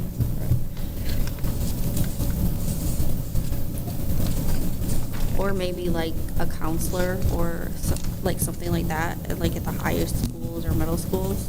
Yeah. My first question was on page 6, which I kind of talked to Mark about before y'all got here because I was early and bored. But I restated for the record. I always thought the start time was 8:16 as a parent, so apparently I've been late every day. The handbook says 8:15 and the website says 8:20. Oh, gosh. So there's some confusion. What is the school? The late What bell time? is 8:20. The late bell is 8:20. Okay, all the websites for all 3 elementary schools say 8:20. Everybody's late. So what time does school begin? 8:50.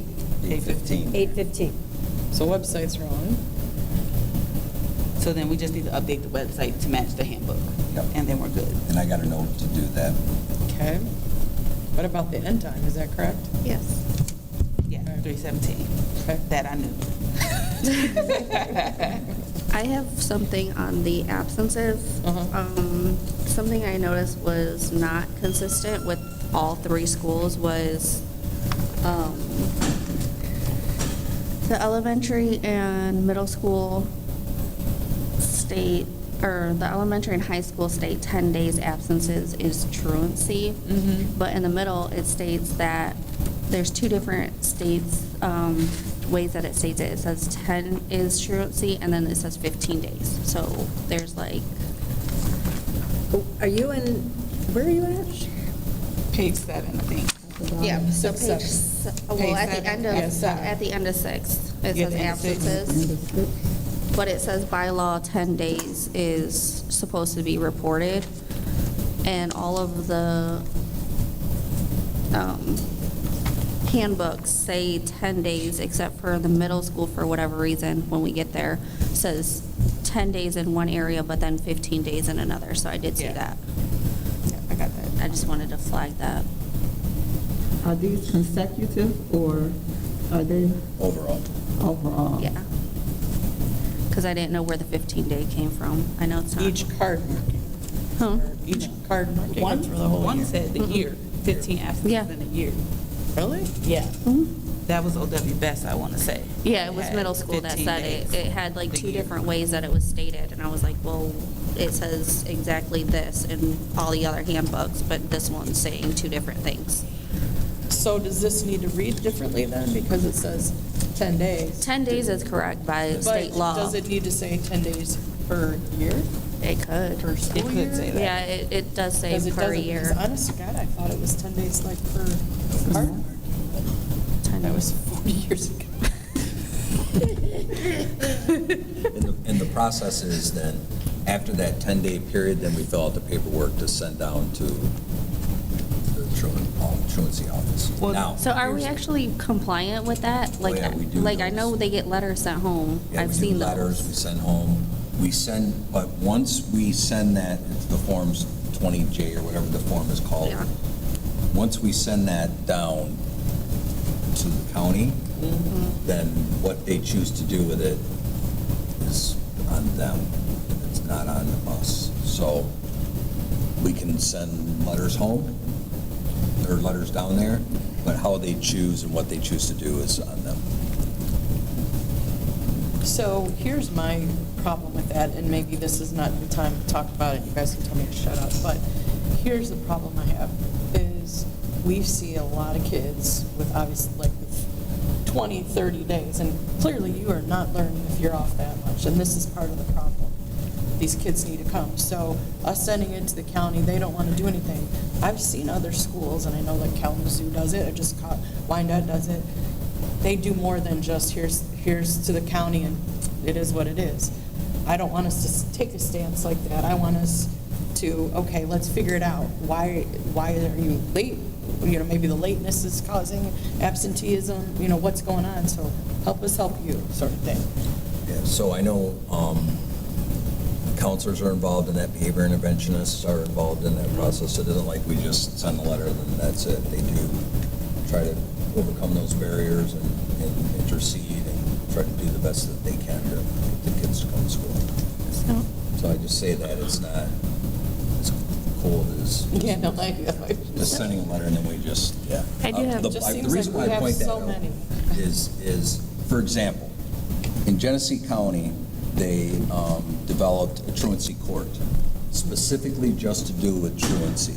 And it took one case to make the front page of the newspaper where the court, it wasn't the students, they were elementary students, but and this was an extreme case, so this was after they worked with them and sent people out and tried to do a lot of stuff. But ultimately, the parents had to spend the weekends in jail for a couple of weekends.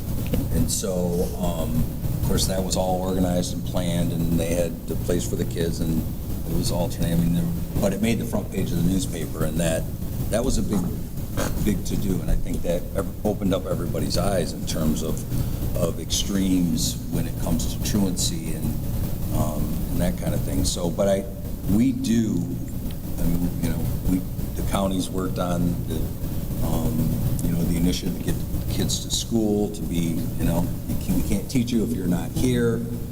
We do work with those students that are at risk of failure because of truancy. So I feel just like don't we have a want lot? to give a point. So Do we have a lot? Yeah. Okay, Yep. we do have a lot of. Yep. lot of We have a kids lot that- of students that exceed the days, Mm-hmm. and we have a lot of students that, especially at the secondary level, that come midway through the first, start of the second. That's why the early, late arrival, early dismissal, I think, is key to focus on. Sure. That happens a lot in the secondary here and the high school. I have a question. Another thing while we're talking about this, like something that wasn't in here that should possibly be in here is how many days is it until you're completely dropped that you miss? Well, that's what one of my questions was going to be on here. It does say students absent more than 10 days not verified by a doctor may be dropped from the district. That's what, So, but I think it's 24 but I or think it was something. more days than 10. Yeah, we don't drop the students after 10 days. So I underline that No. because that's like an NDP It threat. says maybe, This is, may, But it's not 10 It's not, days it's where like they may be 20-something, I dropped. believe. but we could. But I don't know if it's Not after 10 consecutive. days. So why is it in here? I don't That's know. my question. Oh. Yeah, Right. that's why I kind Mark of said thought he's of gonna it. fix it. So what is it? So wait, what is it? Yeah, I can tell you that we don't drop What- students after they get to 10 days. But absent, can so- we, if we chose Yeah, to? I mean, we have a choice to, That's what I'm saying. If we can, I say leave it in. Okay. Because this is why. I'm the parent and I'm reading this and I'm like, okay, I better get Susie to school tomorrow. You know what I mean? I just, if it says, and it says may, it doesn't say we will. Yeah. It says we have that opportunity too. And you never know, something might happen where we do need to be dropped from the district for whatever reason. I mean, I can't imagine what it would be, but So I don't think you ought to take it out. do we drop anyone for not showing up? Say, okay, enough, you're not coming? we do have students that, that we don't get Fail. information from another district that they transferred and they just stop coming. So at some point, we do drop them.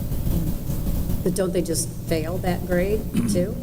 If they've not if they transfer. Okay, but if they stay here and they haven't transferred, and they just kind of quit coming, and they're in the 5th grade, Right, we would try to reach out and figure out what's going on first, but but do they fail that grade?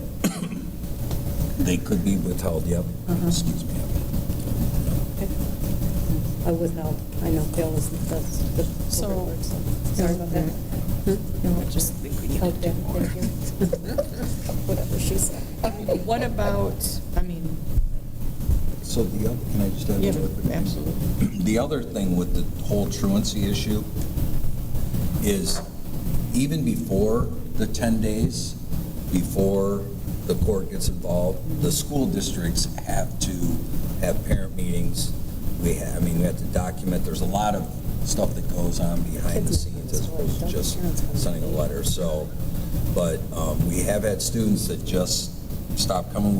We don't get any, there's requests for records. That's how we know when kids transfer. No contact from the parents, and then we do drop them.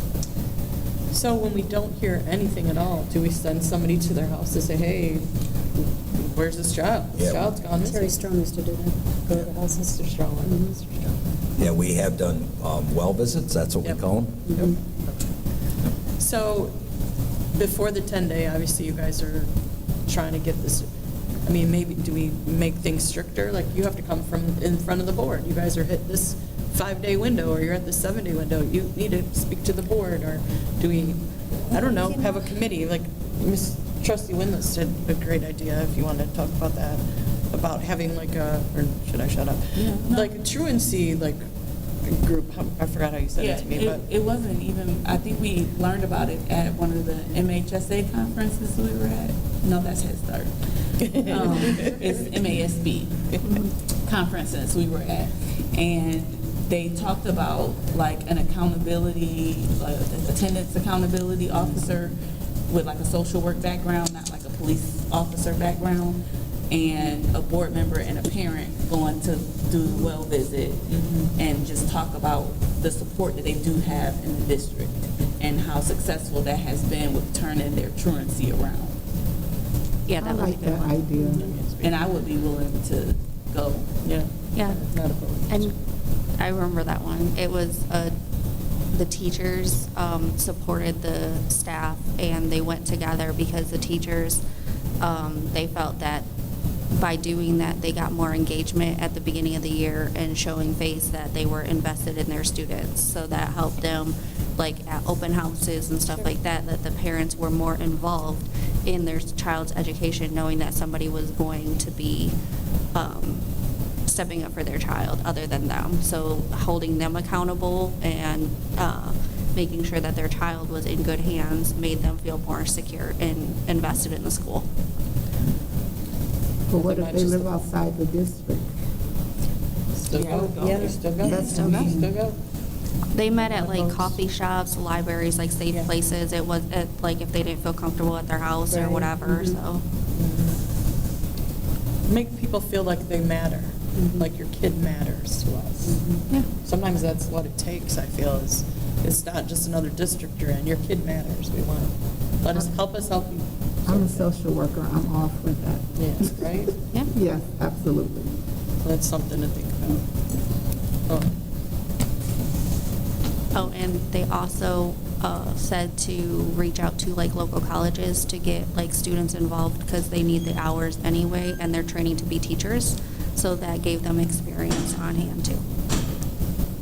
I'm just throwing that out there. Okay. This, on page 7, it talks about if the parent doesn't contact the school via phone, they must send in a written note that's signed and dated. Does that happen? Or is that just in there? No, I'm thinking that happens, but I don't have, I mean, I don't see the I've never heard notes. of that. I don't see the notes. But Okay. I think that the issue is we have to have some contact, so something, so I think that's probably why that's in there. I've never seen a note. I mean, back in the day, we used to do notes, but right, those have gone.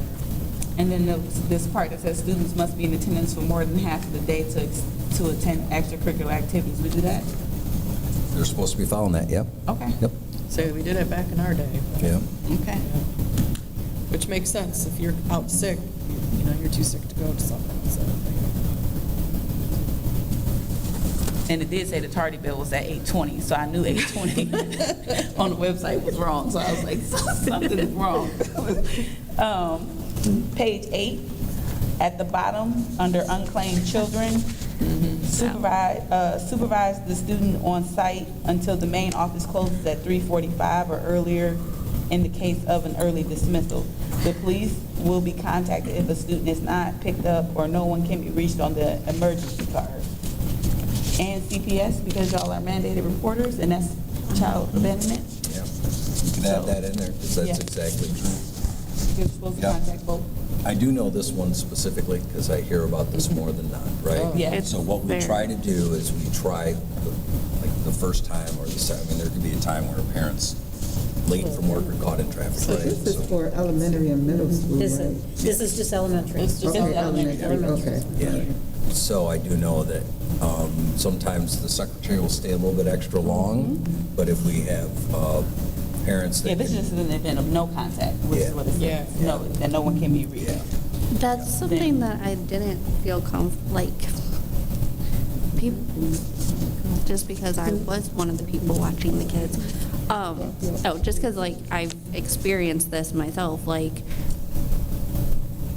even if you are in contact and you're a frequent flyer, there should be some kind of mandate, like you need to put your kid in latchkey. That is an option, like, and there has to be something stated that it's not after childcare. That we do have that. Like, you can't just use the office as free childcare. Well, That's what people are doing? Yeah. Often. Yeah, so that should. Like regardless if you call it and you're, Right. I get it, you're late, like that happens, I get it. But not Every day. 5 days a week. Right. So, every yeah, week. That should be addressed then. That's what I'm saying, like, it kind of, like, even if, it says if you're not in contact, like, even if you're in contact, you're still leaving your child unattended, like, regardless. Right. Yeah, and we don't care about contact in my student handbook. It's if you're past a certain time, it's automatic approved with CPS. With contact or without contact.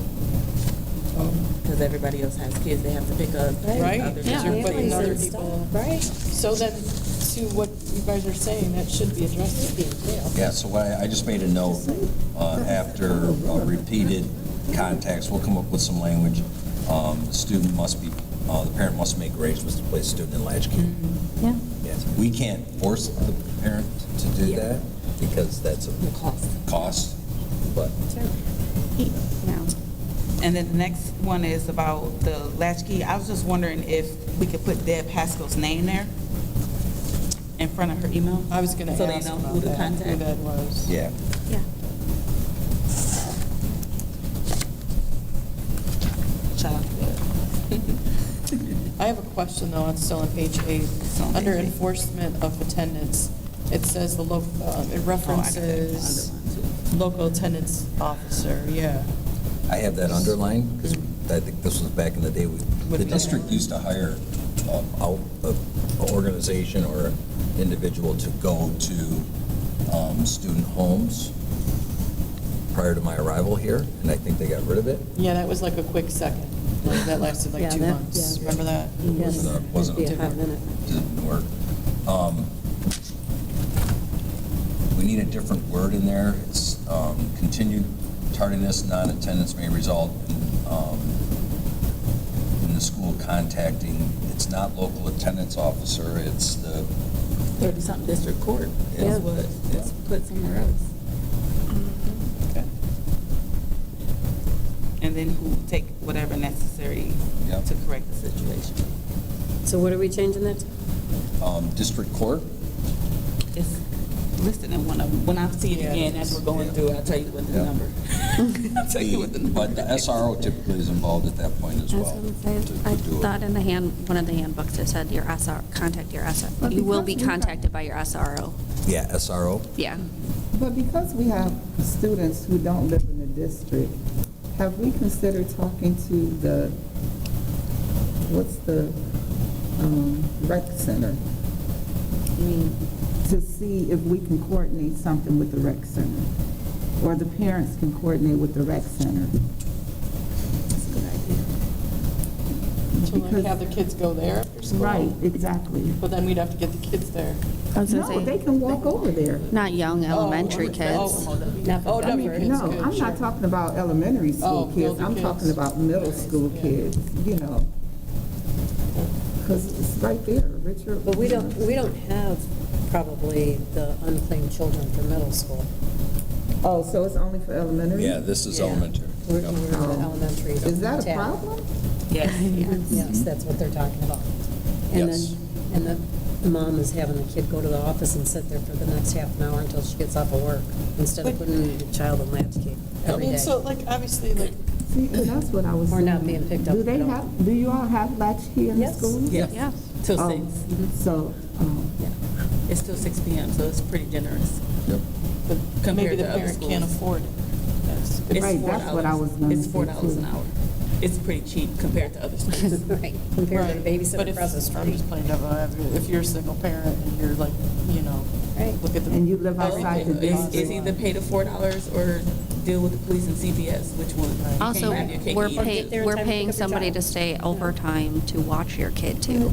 I mean, I hear you, but It's not like But it we're back not in the day when babysitters. one parent was home, like this is the problem. Right, You've and got two that's- parents working or one parent, that's what's the sad reality. this is not an area with a great transportation system and Right. things like that. Well, and there are these kids mainly ones that live out of district too, so Right, they can't walk. Exactly. I don't know. It varies. If there is, yeah. Just depends depends on the student. So I do know I was involved in one of those cases, so I like that we're discussing about ways to address that issue. Because before, parents were a little more generous because if kids didn't stay in the district, they could go over to somebody's house or Yep. they were in a sport or something like that. And if we don't have that alliance, because that's what sports would do, Right. it would give the parents more lead time. Which you got for 9? Page 9, it's just a personal preference, this don't have to be changed, but I felt like that last sentence under student health and well-being, all students have outside, inside recess at the teacher's discretion. I felt like that had nothing to do with the student's well-being. So I think it should be in here, but I just don't think it should be in that section. I was reading it and it was talking about like health and the sick, and then all of a sudden it was like all students outside. They should have a physician's note to stay indoor, and I was like, where did that come from? That's probably why Well, the it's in next there, is sentence the does say student students health. are required to have a physician's note. Yeah. Stay Because indoors. think right, that's I why guess it's if they don't want to go Yeah. out, the Right. teacher would have Okay. discretion to say Yeah. yay or nay. Yeah, that's That's why fine. they made the Okay. connection there. Like, what?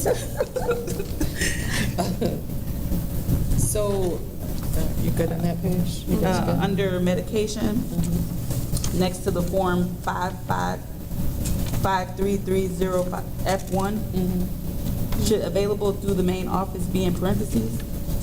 So it's not like a run-on sentence? Yes.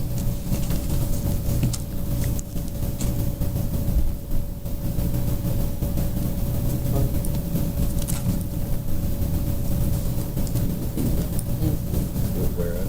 This one right here. Oh, There's a board policy that has a form attached to it? yeah, we have forms. Okay. Yep. So where do you want the parentheses? Right after the F1, right? Yeah. Parentheses available. The Form 5530. Yeah. I'll have to look at that, because we're in the 5,000. To the end, to office, right? Yeah. Yeah. And then under page 10, if nobody else has anything on 9, uncovered heads. I felt like that is just not culturally sensitive. Excluding hijabs, maybe? I don't know. What number? Number 1, heads, under yes, personal yes, appearance, dress, and hygiene. Yeah, like in the parentheses, you can put Not excluding and then his i.e. religious like, garb, or I don't know what you Wait a could minute, put what there did you to be say? more. So under one, under sensitive. uncovered heads. Under uncovered heads, to be respectful of our students that wear hijabs and coverings. Right, that's what I was going to say. I think we can keep So the that- parentheses and then just put excluding and then keep Yeah. it as the examples. Yeah. Say that again? Like, right after the parentheses, put excluding cultural or hijabs stated, and then just keep the examples so that it shows like what you're talking about. Well, we should just say no hats, hoods, Right, and or take out the uncovered bandanas, or head. do-rags, and then we wouldn't have to add Yes. hijab. Yeah, just take out uncovered head. Yeah. Yeah. Like that's just me. That too, Oh, yeah. Yeah. Just say When I no read that. no hats, hoods, If you Okay. take that part out, then. There you go. Yeah. That's better. Okay, so there. Done. Yes. And then number 6 said the student is wearing footwear that fits appropriately and is safe for school environment. Sometimes I've seen this as rubber sole closed-toe shoes. Is that what it's referring to there, or no? I don't know exactly why that's in there. I think that's to, I think it's flip-flops. Yeah. It's probably I think has to do with so, too. those. Flip-flops or Yeah, sandals. you're going outside and So going can we in the be fall. like specific there and say no flip-flops? Right, no open toe. Well, you know, I've heard I- Crocs you could put aren't as example, safe for I- children either. I've heard Yeah, that Crocs aren't it's in safe here for somewhere, children. no you Crocs know? for gym. Yeah. Right, so you can say no open toe. I think it's generic because it's for different situations. Okay. I really do. I just think that it's, I think it probably, I didn't read too much on the middle school, when it get to the feet. Well, I think, Closed toe But I'm preferred, thinking that- maybe, I don't know. because it almost sounds like hey, your kid, like, some people can't afford to put their kids in proper size shoes, and it almost kind of sounds like that's Right, what you're that digging fits, that at. fits appropriately. Right, so it So- kind of sounds like you're shaming them. Right, so maybe And it's- that's, I just don't like that sentence though. that's why I said Right. open-toe sandals or things like that where Right, something can drop on their foot, or, you right. know. Kids should have appropriate shoes for gym class, to wear for gym class. Or how about the student is wearing appropriate footwear? But it could be what you consider appropriate, might be different than what I consider. True that. Well, no, I think no open-toe shoes should, no That's why open-toe I said sandals and things closed-toe like that. preferred. Right, exactly. So you take the line out about the student is wearing footwear that fits appropriately line, And it's and safe safe for the school environment, and put no open-toed shoes. Well, I do know that girls wear open-toed shoes. They can wear sandals, they can't wear flip-flops. So no flip-flops and Crocs. Kids wear Crocs Kids all wear day Crocs. long. Kids wear Crocs all day long. Kids wear slippers. Yeah. Kids But wear- Crocs kids are wear closed. They are, but they're supposed to be dangerous. I've seen it. They We're wear gonna everything. brainstorm this with your admin. There you team, go. And then let us know what you want to decide on that one. Yeah, because I don't want to, Yeah. I don't want to labor it too much. Yeah, but definitely that, to me, it sounds belittling, that line. I don't like it. Well, get to the next one where we're telling them to take a shower. I mean, come on. And clean You know, I clothes. mean, What so, if I don't, you know, what's I clean know. clothes? I mean, I know. So I have a question, because there's kind of like, in reading this, there was like a double standard that stood out to me. Like, obviously, like the way that you're wearing modest clothing. Nowadays, everything's a go. But honestly, I've seen it two ways. Like, there's some kids that wear clothes that don't fit them at all. And it's looked over, but then the person who's wearing the same type of outfit, it's like, oh, that's her daily wear, or that's their daily wear. So how is that, like, it's a double standard? Are you saying like somebody who's overweight wears something that's too tiny and looks terrible Well, versus that some would- little, yeah. smaller would wear, Mhm. yeah, right. It's a double standard, like, It is. you're telling them it's okay, you're overlooking it, but then you're also saying like, hey, you can't wear that. Mark, are you regretting giving us the handbook?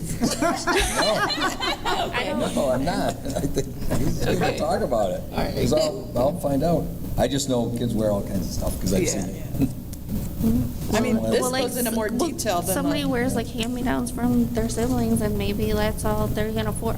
Correct. I'm not being judgmental, I'm just saying, like, it happens, obviously, and maybe that's their favorite pair of jeans, who knows? Right. But also, like, that may be that standard, and then, like, the other person wears holy jeans and, like, shows too much skin, and it's, one or the other.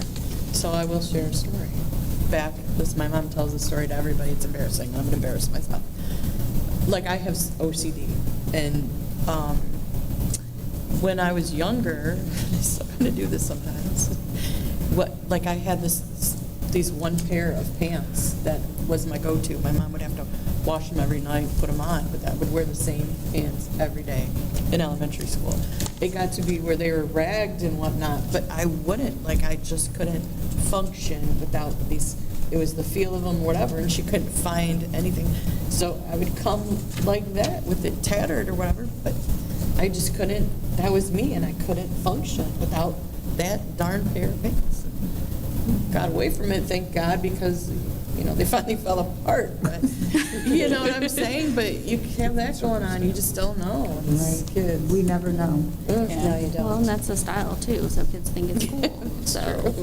For page 11, at the top, under accidents and injuries, I just wondered if we send ouch notes home or anything in writing when That's this a good happens. point. I felt like we don't, based on this. Yeah, I feel like we don't based on this. For the to the minor accidents and injuries, and I feel like they do, because I know, well, my baby had a major accident, so I definitely got called. But I don't know about the minor ones. Don't they send home like a note? Yeah, they do call. They Okay. should be They calling call a note if or someone gets something? 'Cause cut I or. feel like that part Okay, should be good. in here, so that we know as a parent what will happen Yes. for minor ones. Because you never know what, like, Yeah. something, I think if they just do like a A Band-Aid on the scraped Band-Aid, they knee. probably don't, but if it's, I mean, yeah.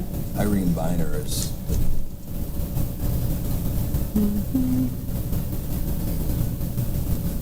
so.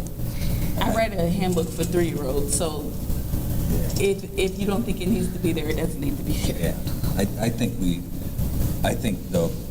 it's usually I mean, we have MERT teams in all the buildings, right? Yeah. If there's something serious, they come in, and obviously the contact, first thing is 911, then contact the parents. Okay.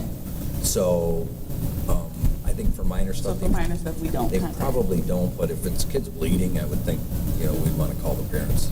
I can't speak for all schools, but for Party, when I was doing that, I know Gwen and myself, if I were there and a kid like fell and scraped their leg, and I would call if there was going to be a mark. So if Okay. it was going to be like, you went home and your parents like, what happened to you? I would call, and we also had a book that documented all of the incidents like that, so that if anything should happen, it was documented. But So that makes me feel so but much if safer. you, like, obviously you came home, or you came in with a paper car, I'm not gonna call you. But Yeah. if it was something that, like, obviously you're gonna go home with, like, maybe a bruise or like a bump or something, like, I was always called. That's good, that's good. I've seen them lined up in the elementary buildings, and some of them are issues, and some of them are probably not worthy of calling, but you have to address it, so. Yes.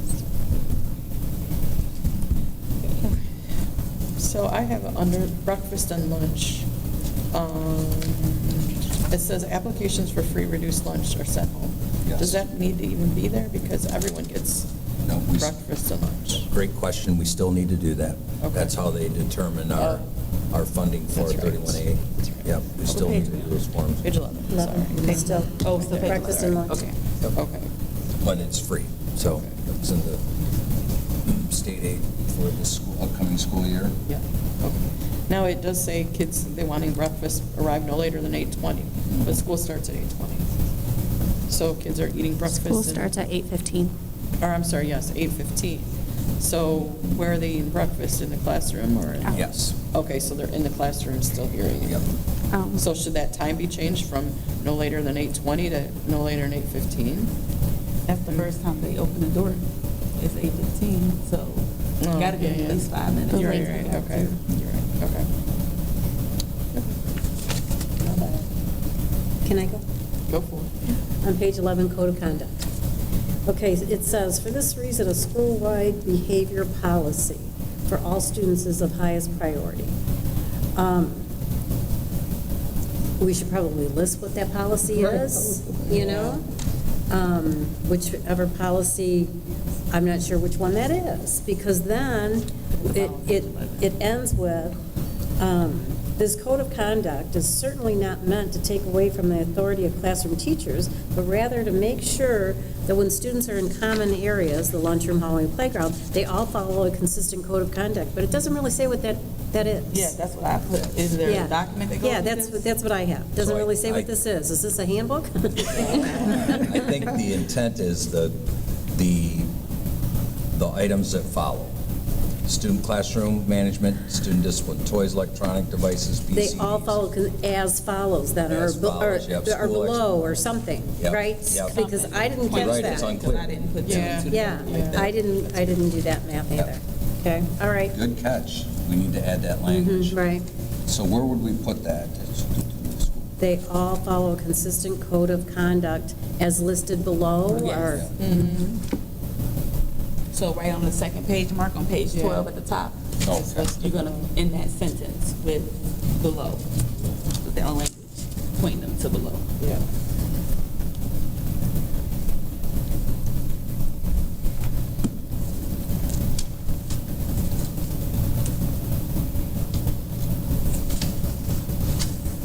And then there's also a typo down at the bottom.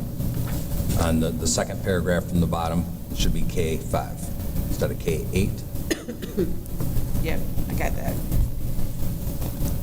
And then I wondered, under toys, electronic devices, and PCDs. Toys, electronic devices, and personal communication devices may not be brought from home without prior permission from the classroom teacher or principal. Such items include but are not limited to. I know it says not limited to, but should we be a little more specific there? I thought the same thing, because I'm like, well, where's the personal? AirPods, earbuds. You know, right, like yeah. all of But the it- Well, things. it goes does down, kinda it says, mention it at it the says at the bottom, for purpose of this policy, personal communication devices include. But, I mean, it seems like such items include but are not limited to, it should say PCDs, see last paragraph or something. I don't, something that ties it together. That makes it more, I think if we start this in the elementary with them seeing that we don't allow this kind of stuff in our schools and we have yonder bags for those that need it, then maybe by the time they get to the middle school and the high school, it won't be such a problem for them. Because I think it should say toys or electronic devices brought to school without permission, instead of may be confiscated, it should be will be confiscated. Right. Well, But that was my only, I just feel like if you're going to have the stronger language on the, so do we move like the last paragraph for purposes of this policy, move it up? something to where it's Yeah. in Move it there up with. above such something. items Yes. include but not limited Yeah. to, or Something. something like that.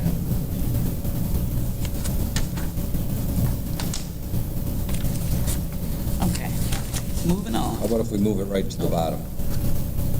It is at the bottom. No, I mean. Oh, at the bottom of Oh, you those, mean the- after the toys and bullets. weapons? After Yeah. toy Yeah, weapons. okay. That's fine. Yep.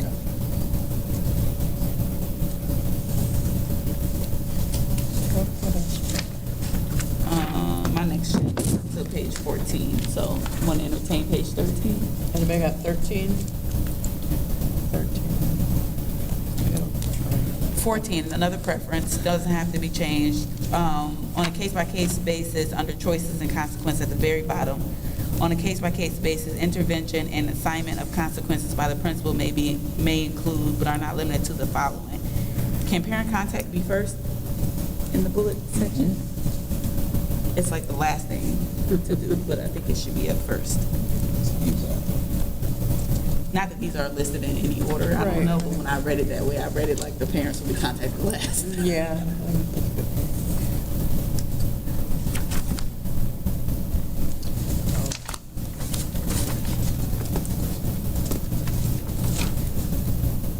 Page 15.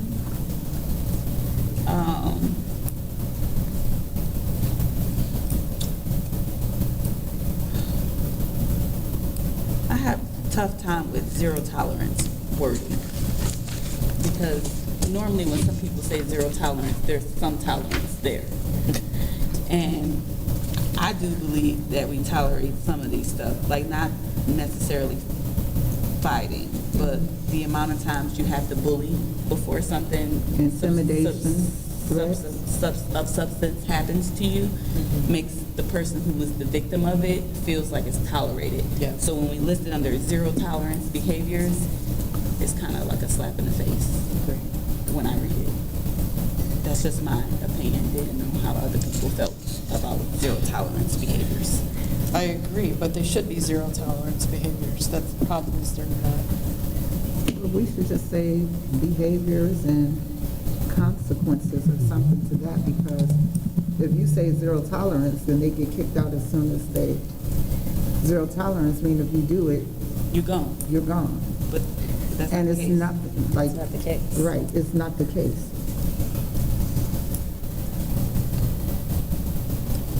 So maybe severe behaviors and their consequences may include? So we should just say behaviors and consequences may Challenging include, because it's not really zero tolerance, or, I don't know.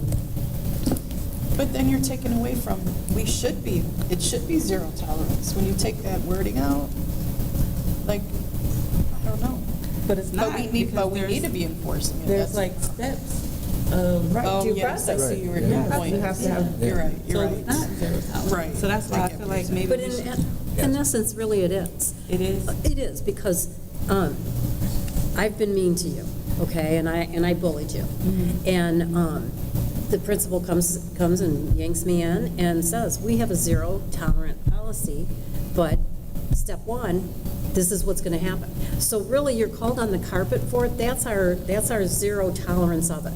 Okay. You know, but then but I'm a student, so I do have some due process here. So step one's going to be, you know, write a report on why you're not going to do this ever again. Well, she was mean to me anyway, but no, so I'm not But going when when I think about zero tolerance, if you do it, you get kicked out. That's where she's going. That's what Right, I and think I don't, zero tolerance. I don't think so. No. I Yeah. don't believe that. Discipline is progressive, right? Yes, Yes. So, right, yep, so right. you're trying to marry But we the have two. zero tolerance for it. We just have to go through Through the the process. processes of, But do we really? Because how many times does a person have to be bullied before we take action? So Four, according to this. well, And that's can not tell you zero that. tolerance. Yeah. It's not That is not zero tolerance. Sorry, I didn't. well, we did just go through our policy. the issues that come to the principal's attention, they do deal with them. I mean, I've tried to get in and talk to a principal, and there's a lineup at the door of issues that the principal's dealing with. And so if they're aware of it, they're dealing with it. And of course, there's all different kinds of circumstances that But zero tolerance means, yeah, I know what you're saying. yes. Yeah. So I think we should think of some other wording that we could use, like, you know. I have a question going forward. I know we're talking about, like, again, this brought it up to my attention. When we say zero tolerance and you do have the due process and like a child is reprimanded for their behavior and it's repetitive, why is it that, like, say, I was suspended multiple times in a year for certain things, behavior-wise, but then the next year, I'm doing the same thing. And you start all the way over. Yeah. Why? That shouldn't be happening. No. Because if it's a continual behavior, we're not fixing it. Yeah, so let me be careful about the way that I state this. So if there's significant behaviors and that happened last year or the previous year and there's another incident, then I do believe that that's, especially when it gets to you guys, I mean, we look at that stuff if we're doing an expulsion hearing, right? So if it's continual, if it's, kid got kicked out of a classroom for talking out of turn as a second grader, and, you know, maybe there's a couple other instances. When he gets to third grade, it's like a fresh start. We don't go back and look at what was done the previous year. So that's just the way all the schools that I've worked at and been involved with, that's the way it's kind of works out. However, if there's a major incident, certainly we do go back and look at that. I mean, you guys do that, we do that, but See, I'm I not- don't think we carry over like classroom referrals and disciplines into the next year. I'm not saying like classroom referrals, I'm saying like severe, like these are, Suspension. yeah, like these are serious like allegations towards what they're doing and behavior-wise. Like, I'm not saying, okay, like, so a person talked back, they're getting kicked out of class for the day or something. That's different. Like, everybody has an off day or something. But if you're fighting and bullying and harassing and doing repetitive things, like, I think that needs to carry over. Agreed. But Like, sometimes I think there's a level of maturity, and I'm just gonna say, like, a lot of kids, and I remember my son was in the 4th grade, and I wanna say that was probably the most challenging. And the children, you know, they had issues. They were coming to school hungry. They were, you know, not able to concentrate. And so it was negatively impacting the classroom. It wasn't because they were bad. It's just that nobody ever said, like, what's going on. Nobody talked to them. And then I used to volunteer, so I was like, they're hungry. So if they're hungry, they're gonna agitate people and things like that. So bring some snacks. And it just calmed everybody down. Before class started, everybody got a snack, and it disrupted the behavior. So sometimes I think in younger grades, we have to look at why is this behavior, what's going on? So to your point, I take issue with starting over, because the problem is, we have the same kids that we hear about every year repeatedly, bullying, escalating it because there's been no real consequence. No real consequence. So I get people mature, but if you come into the next grade and you're starting the same behavior that you did the year before, clearly you didn't mature enough. And we are getting the same kids. It's escalated with some kids, again, because they've really had no consequence. Because 5-day suspension to these kids, that doesn't mean anything. They're running the school, and we got to stop the kids running the school. Which I'm is, sorry. if I could just interact, why we're even sitting at this table right now Yes. and having these conversations. Yes. Is because the way I have heard it from my fellow board members is exactly the way she said it, that there's all these stories. It isn't so much, you guys, seriously, about picking this apart, and are we zero tolerance or are we not? It is what's going on, and why is it that we have someone that's possibly coming back and starts out the year like that, and then it's 6 months in, and that child's still doing this type of thing. And so, again, back to my original comment, and I apologize for any hurt feelings, but people need to be held accountable for what the policies are and what the discipline is, and following through on that, because that is indeed why we're sitting here. Absolutely. But Absolutely. I feel like we should have consistency too. 100%. Absolutely. And we don't. And that's the Yes, problem that I yes. have, because based on who you are, whether we like you, and things like that, is not consistent Right. across the board. Right. Right, And that's not fair. right. Correct. Correct. So we have to find some type of balance for it to be appropriate for everyone. Right. Absolutely. Absolutely. And that's going to be up to the administrators. I don't want us going into another school year, I don't think any of us do, the same year we had last year. I'm not, like, I'm gonna have zero tolerance, like, that's how I feel.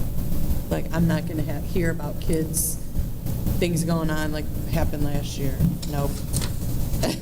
Like, it needs to stop, because at the end of the day, when we get these kids that come to the board, we do look at their past histories. Past histories matter on so we should be looking at their past histories of what they're doing. I can see a little give if you're going from elementary to middle school and vice versa, but again, if you start off that school year and you're a couple months in and you're starting the same stuff you did the year before, sorry. Like, let's start expelling kids, let's start getting rid. We don't need them in the district, I'm sorry. I've said it. I know we need kids. We don't need kids like that in the district. Because we're losing good kids. We're losing a lot of good kids because they're being bullied. I've heard it from many a parent, I'm sure you all have, because they're tired of it. And we're not doing it. We're gonna have a good year next year. It's just the point of, if you, like you said, it doesn't have to follow them the whole life of their education. It's just that in hopes of, say I'm in 3rd, 4th grade and I'm having a struggle or whatever it is, if I'm maturing, it'll be done by 5th grade, and then I'll be thriving through middle school and high school, and that will take away from the problems going further. Like, we're not fixing it if it's still happening and they're getting a free slate on every year. But I just feel like the teachers have to be consistent across the board, because I like Johnny, I can't tolerate his behavior, but then I don't like Brandon. Right. So every little thing that Brandon does, I'm going to escalate it. Absolutely. And so there has to be a balance, and we have to be truthful with ourselves that that's what happens a lot of times. Where did we land on zero tolerance behaviors? We can leave it, because we can leave it. It's not a hill I'm willing to die on. Page 17. Oh, wait. We skip Page 16, sorry. Page 16. I think it's- You got it. So, I mean, I had switched this to volunteering that, but that's just, I had something that wasn't in the book. first, okay. For volunteers, this is a student handbook, but we need to add something as a parent, holding parents accountable for their actions. Yep. Yeah, that's what, to me, would be a we're good- sliding on parent actions when it doesn't involve their student, but when you're acting out, your student sees you acting out, and Yeah. it goes both ways. And you want a policy on that? Yes. Oh, no. Yeah, how are you going to word that one? Yeah. Well, I mean. Could you I'm write just saying something up we- for we me to need- work with? Well, we're saying, like, you can come into the school, you can volunteer, you can do this, but you need to be held accountable for your actions as well as your student. You mean we Right, don't in hold you here. accountable? Are you saying that we don't? You can come in and act like a fool and we just I sit there kind and of go, feel hey, like, great yeah. knowing you? I kind of feel like we're Really? letting the parents run sometimes, yeah. I mean, he gets hit with a lot of stuff that he shouldn't. have to Parents deal bullying teachers, parents bullying staff, the secretaries, the principals, like, And what You happens shouldn't be when the able to- staff bullies the parents? with. Well, I don't know Let's go with if we're. one thing at a time. That's not, I'm just saying, because some of the staff will push. I'm not saying it doesn't happen.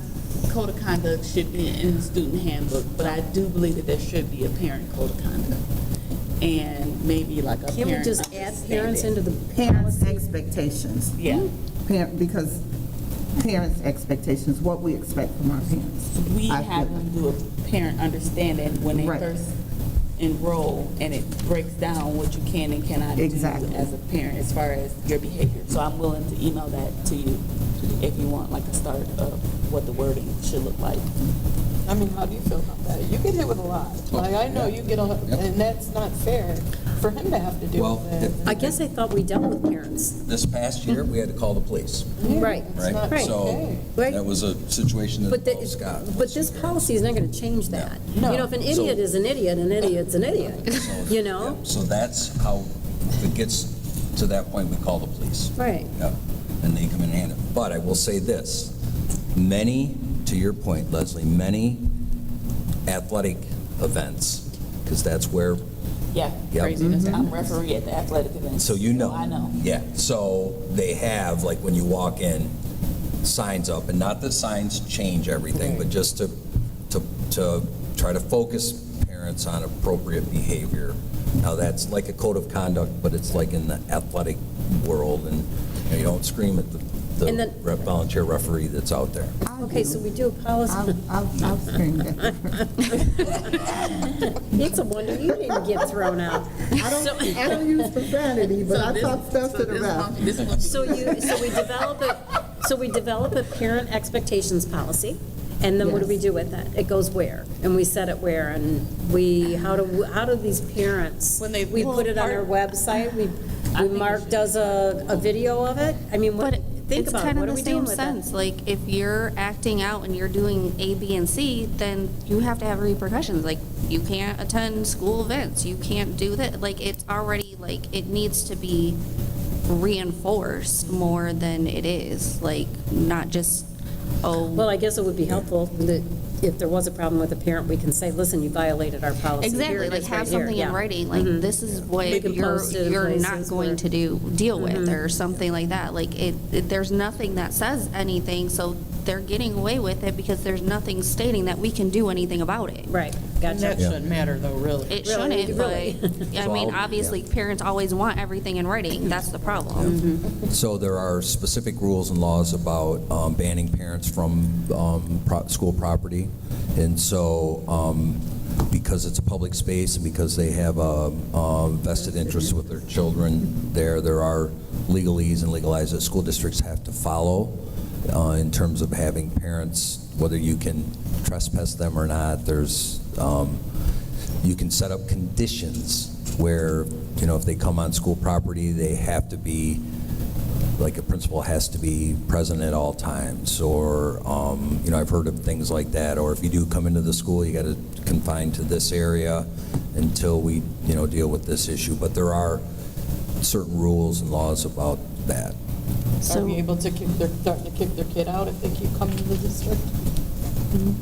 Inappropriately? I would have to find out about that. Just curious. That's- Maybe that's a threat. Yeah, because if they're threatening a teacher and the teacher is at the school 24/7, how is that fair? Right, right. Well, maybe Like- we should do it on a case-by-case basis, and then if it's get out of hand, then we develop a policy. But is it getting out of hand? It's already out of hand. Okay, I It's don't already- know. He's already. I mean, a generic policy that says, Yeah. you know, we I think have that's the right to, Expectations, yes, parental yes, expectations. yes. We have a right, yeah, we have a right Yes, to, knowledge, yes. they might have some. So Right. you guys had mentioned, like, how would the parents see it or whatever? We're going to do the handbook where they have to sign off. Maybe add another page where they sign off on parent conduct or whatever we Right, call parent it. expectations. Parent expectations. Maybe Or add they that opened piece it into- and read it or whatever, yeah. Right, yes. Because it's not fair. It's not fair to parents who are getting picked on from other parents. It's not fair to the teachers. Ours is an enrollment form that our front office staff go through line by line with the parent when they're enrolling their child. And I think that's how it should be done. It's the only way to make sure that they read it and understand it. Right, so that's for the newbies, but the ones that are already in, we definitely need them to understand. Like, we're not, yeah. But I also feel if a parent goes overboard, they should have a meeting with the superintendent or the principal or something right then and there, and don't let it carry over, because that's what generally happens. It carries over. So I do get called, and I Okay. do go on site and Good, diffuse okay. and talk to the parent and let them know that that behavior is not acceptable. Okay. I've done that numerous times. And we want to count down the number of times, right? It Yes. shouldn't. We want him to be able to count on one hand how many times it's happened. Yeah. We don't want him Right. to say numerous. Right. It's not fair all, obviously then it takes away what he needs to do in the district too. Anyway. But you know, some of these teachers are not the easiest to get along with. Oh, I get, trust me, I know. Are not the easiest to get along with. And they push buttons. Right. For page 17, if y'all are done with 16, I just had a question on this one. It says, potential volunteers are required to submit a volunteer criminal background check. And I was wondering, is that a PSOR or a criminal background check? That's just through the iChat for volunteers. So is ICHAT a criminal background check or a Yep. PSOR It's a check? criminal background check. Yep. It's a criminal background check, okay. The next thing I had was at the bottom, I felt like the subject line should say talking/meeting with teachers, because it covered meeting with the teacher and talking to the teacher. And then on the second paragraph, contact the teacher directly via Seesaw or Class Dojo, because not everybody uses Seesaw. I know mine, mine is Class Dojo. So whatever communication, or maybe not even listing the communication device, or just saying directly via, Contact directly. yeah. But ours is Class Dojo. I don't know who still uses Seesaw. I'm not sure. Or just contact the teacher directly. I want to say Polk still uses Seesaw, but I'm not sure. They don't? They use Class Dojo too? Yeah, maybe, like, I don't have a kid at Polk. I had one at Polk, but I don't remember what they use. maybe just say contact the teacher directly, Right. or Take contact out the main rest. office. And they do. Take off how, you know, they can Yeah, pick up the take phone off. and just call them. Yeah.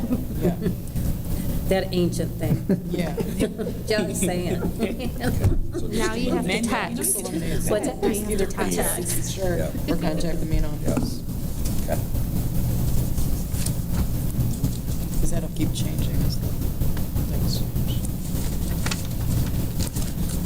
So I got- Then my last thing is on page 19.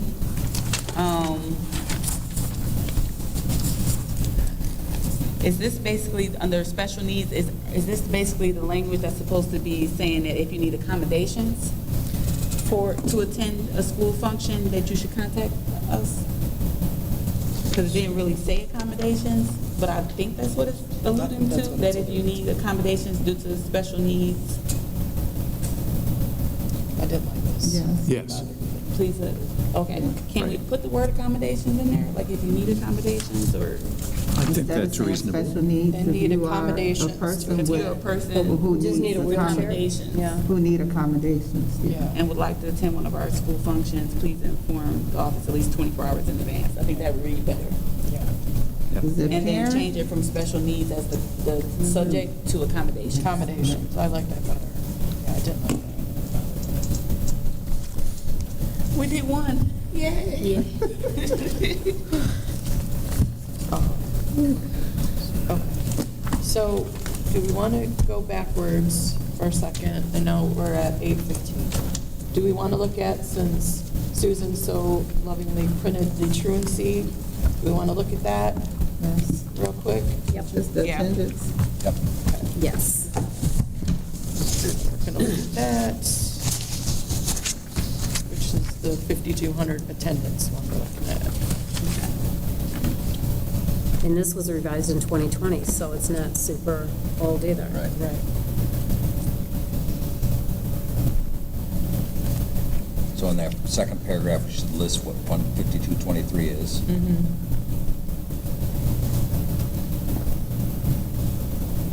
There's a she, he in there.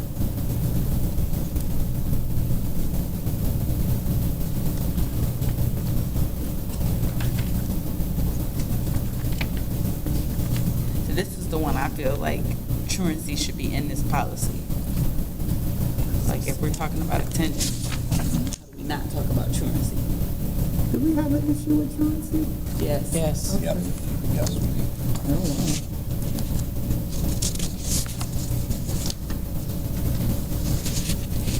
I feel like we looked at this in the committee and made some changes at our committee meeting last time. I didn't bring my book, so I apologize for that, but I feel like we did make a couple changes in this. I don't know what they are, though.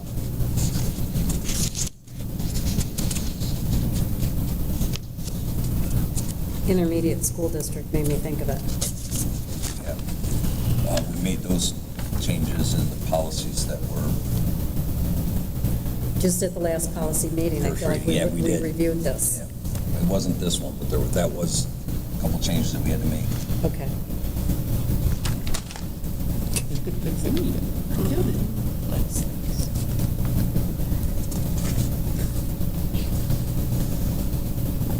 So maybe if the truancy language from the AG could be added to the actual policy?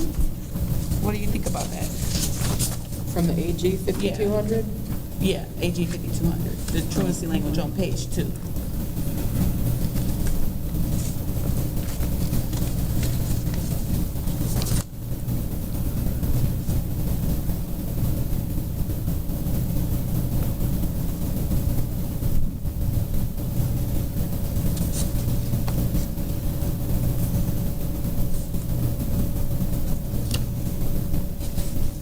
And the county family independence agency, that seems like a old language. Girl, that's IA. They went all the way back. They went all the way back, that's like the 90s. Yes.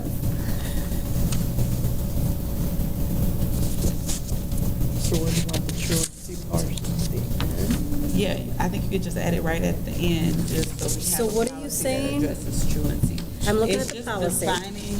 It's just defining what truancy is. Mm-hmm. So taking the truancy from AG 5,200 And putting it where? At the end of the attendance policy, 5200. At the very end? Yeah.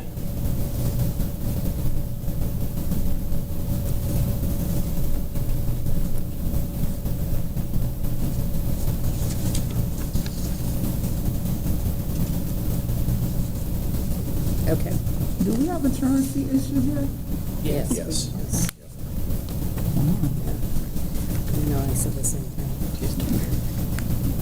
And in this, I think in the state of Michigan, they just did an article. It has improved. It went from 83 to like 91 when they were showing the differences in attendance rates from 24, 25 to 25, 26 across the state of Michigan. I have a question with the wording. It's the district court. Students who are minor parents are to be reported to the District court. district court. Yeah. Yeah. I think it's spelled out more in OW Besses when we get there. Yeah. And I can find the actual court name. With the That's when word, we send the forms to.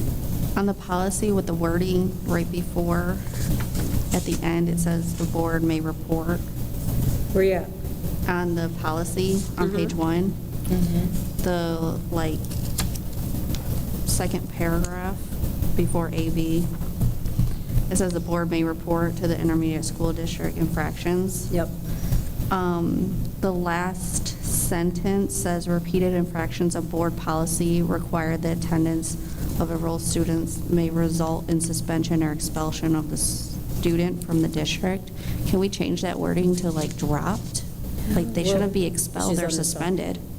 Well, if it says repeated infractions of board policy, it doesn't say which board policy. Is it this one that we're talking about? But it says single absence, prolonged absence, or repeated unexplained absence and tardies, but they shouldn't be expelled or suspended for that. They should be dropped, maybe? Like, I don't get how you get expelled for not coming to school. Well, if you're over your days, you could get expelled. You would be dropped. You'd be dropped, not expelled. That's what I'm saying, like, the wording is wrong, I feel. So you're saying repeated infractions of this board policy, right? Yeah. Of this board policy.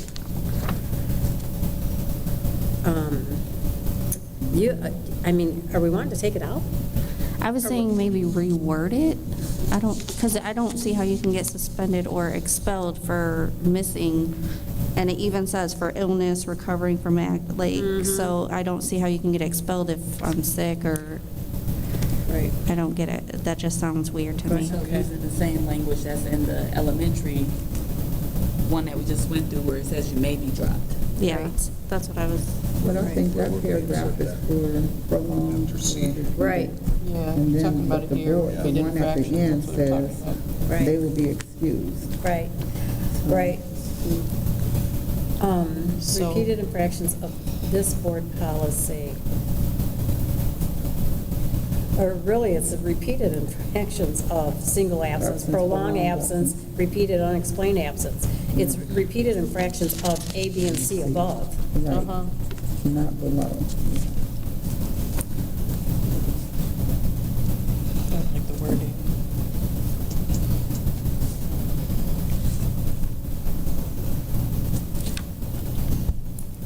And then it would just, okay, I think I have it, Mark. Okay. I think the board may report to the Educational Service Agency, so we'll change that. Infractions of the law regarding the attendance of students below the age of 18. Repeated infractions of A, B, and C above may result in the suspension or expulsion of the student from the district program. Right. Does that make more sense? But you're saying it wouldn't be a suspension or expulsion, the kids would be dropped. Dropped. Maybe result in the student. So I'd have to go back being to the- Dropped from the district. Okay, let me go back. I'll look at the wording that's in the thing, the elementary one, Yeah. okay? Yeah.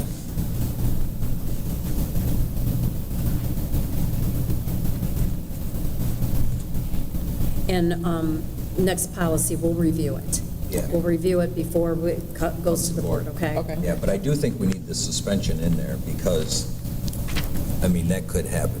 maybe for Sure. like the Skipping, tardies the and kids, stuff like yeah. that, but like, We'll I work don't- on, Skipping. Yeah. oh yeah, so something like that, that's different, but I mean, like for repeated absences, like we know that, well, suspension, I mean, if there's prolonged absences, you're going to suspend them. If there's repeated unexplained absence and tardiness, there could be a suspension in there.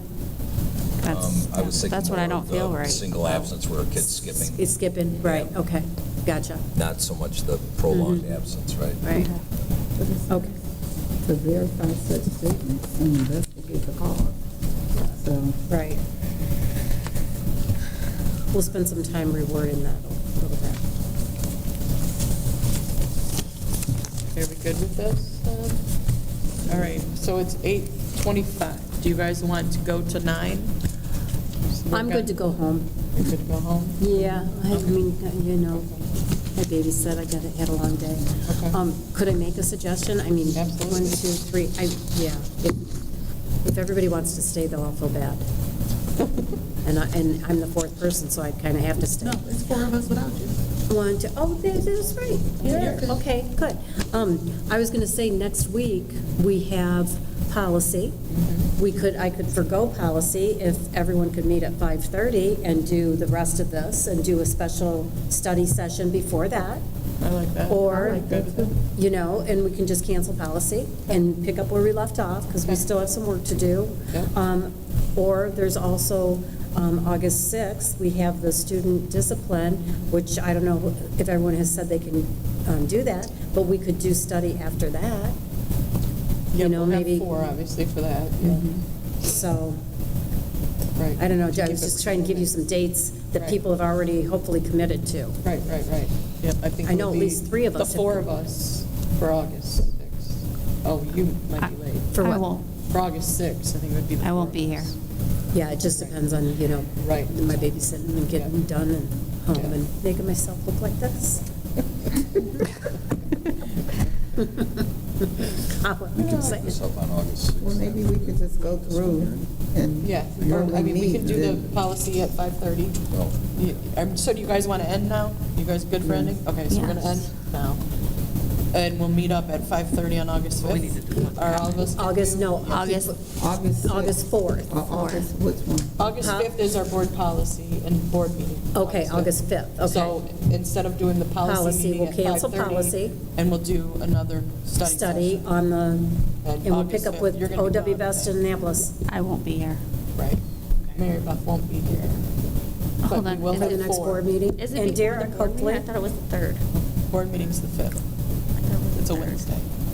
Is it the 4th? I think it's the 3rd. And the next day is the No, student. the 3rd is a Monday, because I have a wedding on the The 2nd. board meeting is the 5th. Yeah, the board meeting's the 5th. So what time we gonna meet? 5:30. 5:30. Yeah, so we'll have 4. Yeah. And Derek, And Derek possibly, yep, So I won't be here for either, so. Right. you're missing them, you're missing the board meeting? yep. Okay. And Mary Beth I won't be would here. say email your You said 5:30? suggestions. Mhm. I'm sure Yeah. you went through the other 2 Yeah. handbooks, so email them Okay, Yep, so that we have them and can include your feedback. sounds good.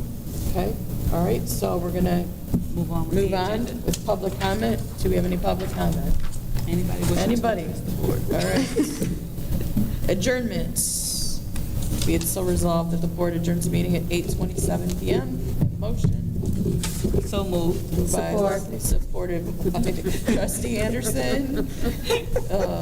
So moved by Leslie, supported by Wendy. Roll call, please. Trustee Anderson? Yes. Trustee Dyroff? Yes. Trustee Stevanovic? Yes. Trustee Winless, yes, and then trustee Sterling. Yes, motion carries. Have a good night. Yes. We'll Thank see you, you all everyone. at 5:30. Yes, thank you. 5:30, Next same Wednesday. place. Same place, we'll just come here and do it. Right. Beautiful. And maybe end by 6:30 so people can eat and